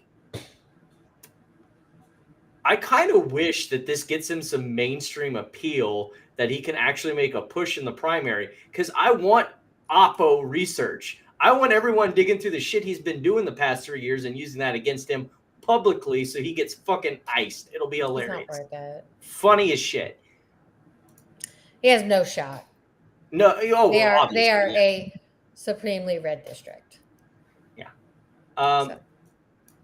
We have not, unfortunately, reached the end of the Nelson Willis experience. Oh my God, he apparently is opposing his the sanction warnings, and he's been given an opportunity to file again. I can't wait. This is going to go nowhere good, but whatever. Also, Robinhood is going to allow shorting now. Platinum, who said that Robinhood wouldn't go anywhere if they didn't do that? Do you remember? Was it you? It was. I don't know. Okay. It was indeed. I mean, do you really not know what I'm talking about right now? You're so tired. It's 12:11 a.m. Okay. Yeah, we're rolling things up here. Wolfspeed apparently coming out of bankruptcy is unloading its new 200 millimeter silicone carbonate thing, which sounds good. Hopefully that works out for them. To be determined. We'll keep an eye on that. We also have an update in the status report of SEC versus VIRT 2, and it looks like that they have a deal pretty much hammered out. They just need to, get to the final terms of it. So yeah, that as we previewed last time. Thank you, Paul Atkins. Yeah, I know, right? My expert witness. Mm-hmm. Appreciate the deal we made. Yeah. So, and of course, the return of Anthony Pompliano. Of course, he's an open bull. I wish we could have had time to delve a little bit more deeper in that, because we've got some fun Jim Chanos down here. But he also did the "Why don't you short it, Jim?" Like he's just one of the boys now. Apparently, he's dropped a bunch more IQ points, and now he's literally a Reddit aficionado. Whatever. Glad Anthony is one of the boys now. So we have reached the part of the show that is stupid tweet of the week. So who wants to go first? Oh, I can go first. Okay, make it happen. Make it happen, Cat. Here we go. Alrighty. We have. Oh my God, you did Metatron. Oh, you know it. We have MMTLP Metatron, the name we refuse to say out loud for 2 years. Check the evolution of symbols and underlying instructions from Thinkorswim. They cross-pollinated the liabilities to bury them. Metatron's history of reverse splits that would make the original share price near $1 billion a share. It's literally a shell. It's in everyone's best interest to resolve MMTLP. We are exposing the shell game. Totally. Oh my God. What? Hold on. Metatron. MRNJ is still worthless. I have 25,000 shares of it. Okay, so what I think happened was that's Jason Rollo, isn't it? Yeah, I think people bought Metatron thinking it was metamaterials, and they bought it accidentally, and now they're realizing that this other shitty OTC stock that has a assets of $48 and revenue of $1,200 so far for the year, is worth 0.0001. I think it was 0.0001. I forget. Whatever. Either way, it's less than a penny. Yeah. So that's my stupid tweet. All right. You got one, Amy, or do you need me to go? Hold on. Okay. Cross-pollinated the liabilities. Cross-pollinated. We got bees cross-pollinating. Little stock bees. They're not. It's not the liquidity fairy anymore. It's so funny that he's like, we're exposing the shell game. Like he doesn't even realize like how funny that is, right? Like, like shell game, sham game. Does he not realize what he's talking about? I don't think he does. I don't think so either. I mean, mine is like a whole. It's kind of a thread. Like I don't even know that I can limit this down to one. Well, I do have another one. We have done threads before, just as long as you're quick about it, because we're 15 minutes over. Well, then I'll do it. Okay, so here. Let me click into this. Because my other one was a Kevin Malone one, which I felt was cheating. And it said, is like, who have we eliminated? Bam. You can't do Bam anymore. You can't do, who else? PP's always stupid. PP, no, yeah. Kevin Malone's always dumb. Okay, so Peng's going back and forth with Bobby Cat 42's last brain cell. Okay. So he's like, Peng's like, this is from BBY, right? We're surrounded by these, right? Saying that they're bots, right? And then he says, calling your friends back. Look, it was Def AI identifier question. If are you? Oh my God, he's trying to do fucking C++ code. Right. Fuck off. So then Bobby Cat's like, why did you lie to the BBYK community about recovery? Right? Clearly not a bot. He says, who made you? Are you a part of Stuxnet? I might just vote for this. Holy fuck. Why are you avoiding the question? It's so cowardly. dumb. Why did you lie to an entire like this is clearly not a bot, right? Like he's asking him questions, right? So then he like calls all the boys, look, I found one and I looped it. Oh my God. What? Travis says, dude, that's a shill account. Block and move on. He said it's not. There are not people. So they are AI bots. Half the people we argue with doesn't exist. Wow. That makes more sense for everyone in the crowd. This is the guy who literally asked PP to dildo slap him at the first Baggy Con. That's the after dumb he we're gifted with him. Here. After he gifted him the book of the PP with a penis on it. But yeah, he's looping this AI bot who Stop is looping Bobby Cat's last brain cell. Who is asking him reasonable question. Like that's not how bots communicate, by the way, sir. Yeah. All righty. Bots are like, DM me your Cash App and nudes in bio. They have a programmed one thing usually that they do. This one, I hate Zero Hedge with a burning passion. This is the 10-year, like, first of all, this chart is just weird, but it's the 10-year versus gold. And they've inverted the 10-year for some reason. So can you guys take a guess? Like, his whole argument is the weaponization of the Ukraine war has led to a collapse in the dollar, and that's why gold is up. Except that there's something else that happened during that inversion point. What do you think it was? Rates? Thank you! Holy fuck! Thank you! Hello? Now you too can tell this simp to stop sucking Putin's dick. Oh my God.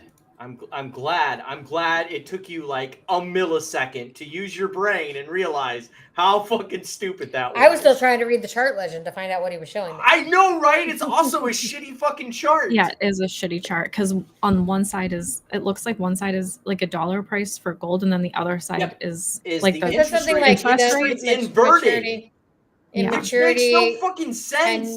10-year real. I was still trying to read it when you asked that question, but yeah, like let's go back to the chart here. Like, so they have the interest rate inverted and then gold going. So it's like, what are you fucking doing here, bro? The Federal 'Cause, Reserve, like, U.S. Treasury, this is the 0 H15. point. That's negative, as if you can have negative interest rates, and then they've inverted. Like, this chart is a chart crime.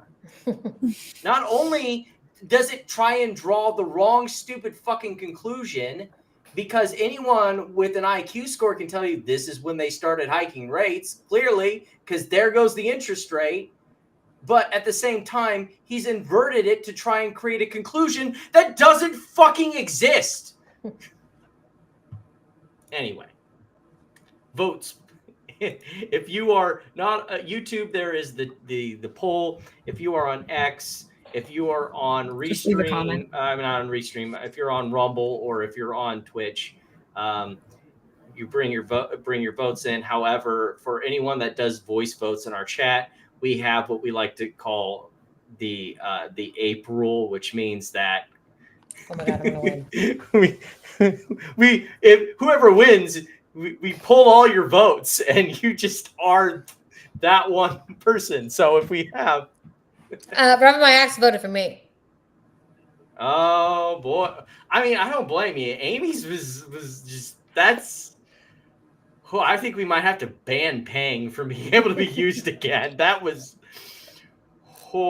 that was a unbelievable, unfair advantage. Yeah, Amy also wins on the YouTube side. Yes. Amy coming in clutch. All righty. Well done. Congrats. Oh, thank you. So, It was very stupid. it was very fucking stupid. Like, as soon as you pulled and that just out, proves I that was they've like, never I lost. actually they actually don't know what a bot looks like. Is what that's why. What do you it's mean? so He stupid. looped the bot. I saw it. Right. Like I saw it with my eyes. clearly you don't know how bots work if you think that's a bot. But anyway, Right, go ahead. exactly. Good night. He got So, looped. any final thoughts from either I'm one of you? tired. Oh no. No. Good night, Okay. everyone. Well then, good night, everyone. It was nice seeing you. We'll see you next week, unless I've got more extra stuff, because the Cook v. Trump lawsuit is the song that never ends. So, we'll see you all next right? I mean, time. they want something for Yeah. the 14th, which you're not going to get, but.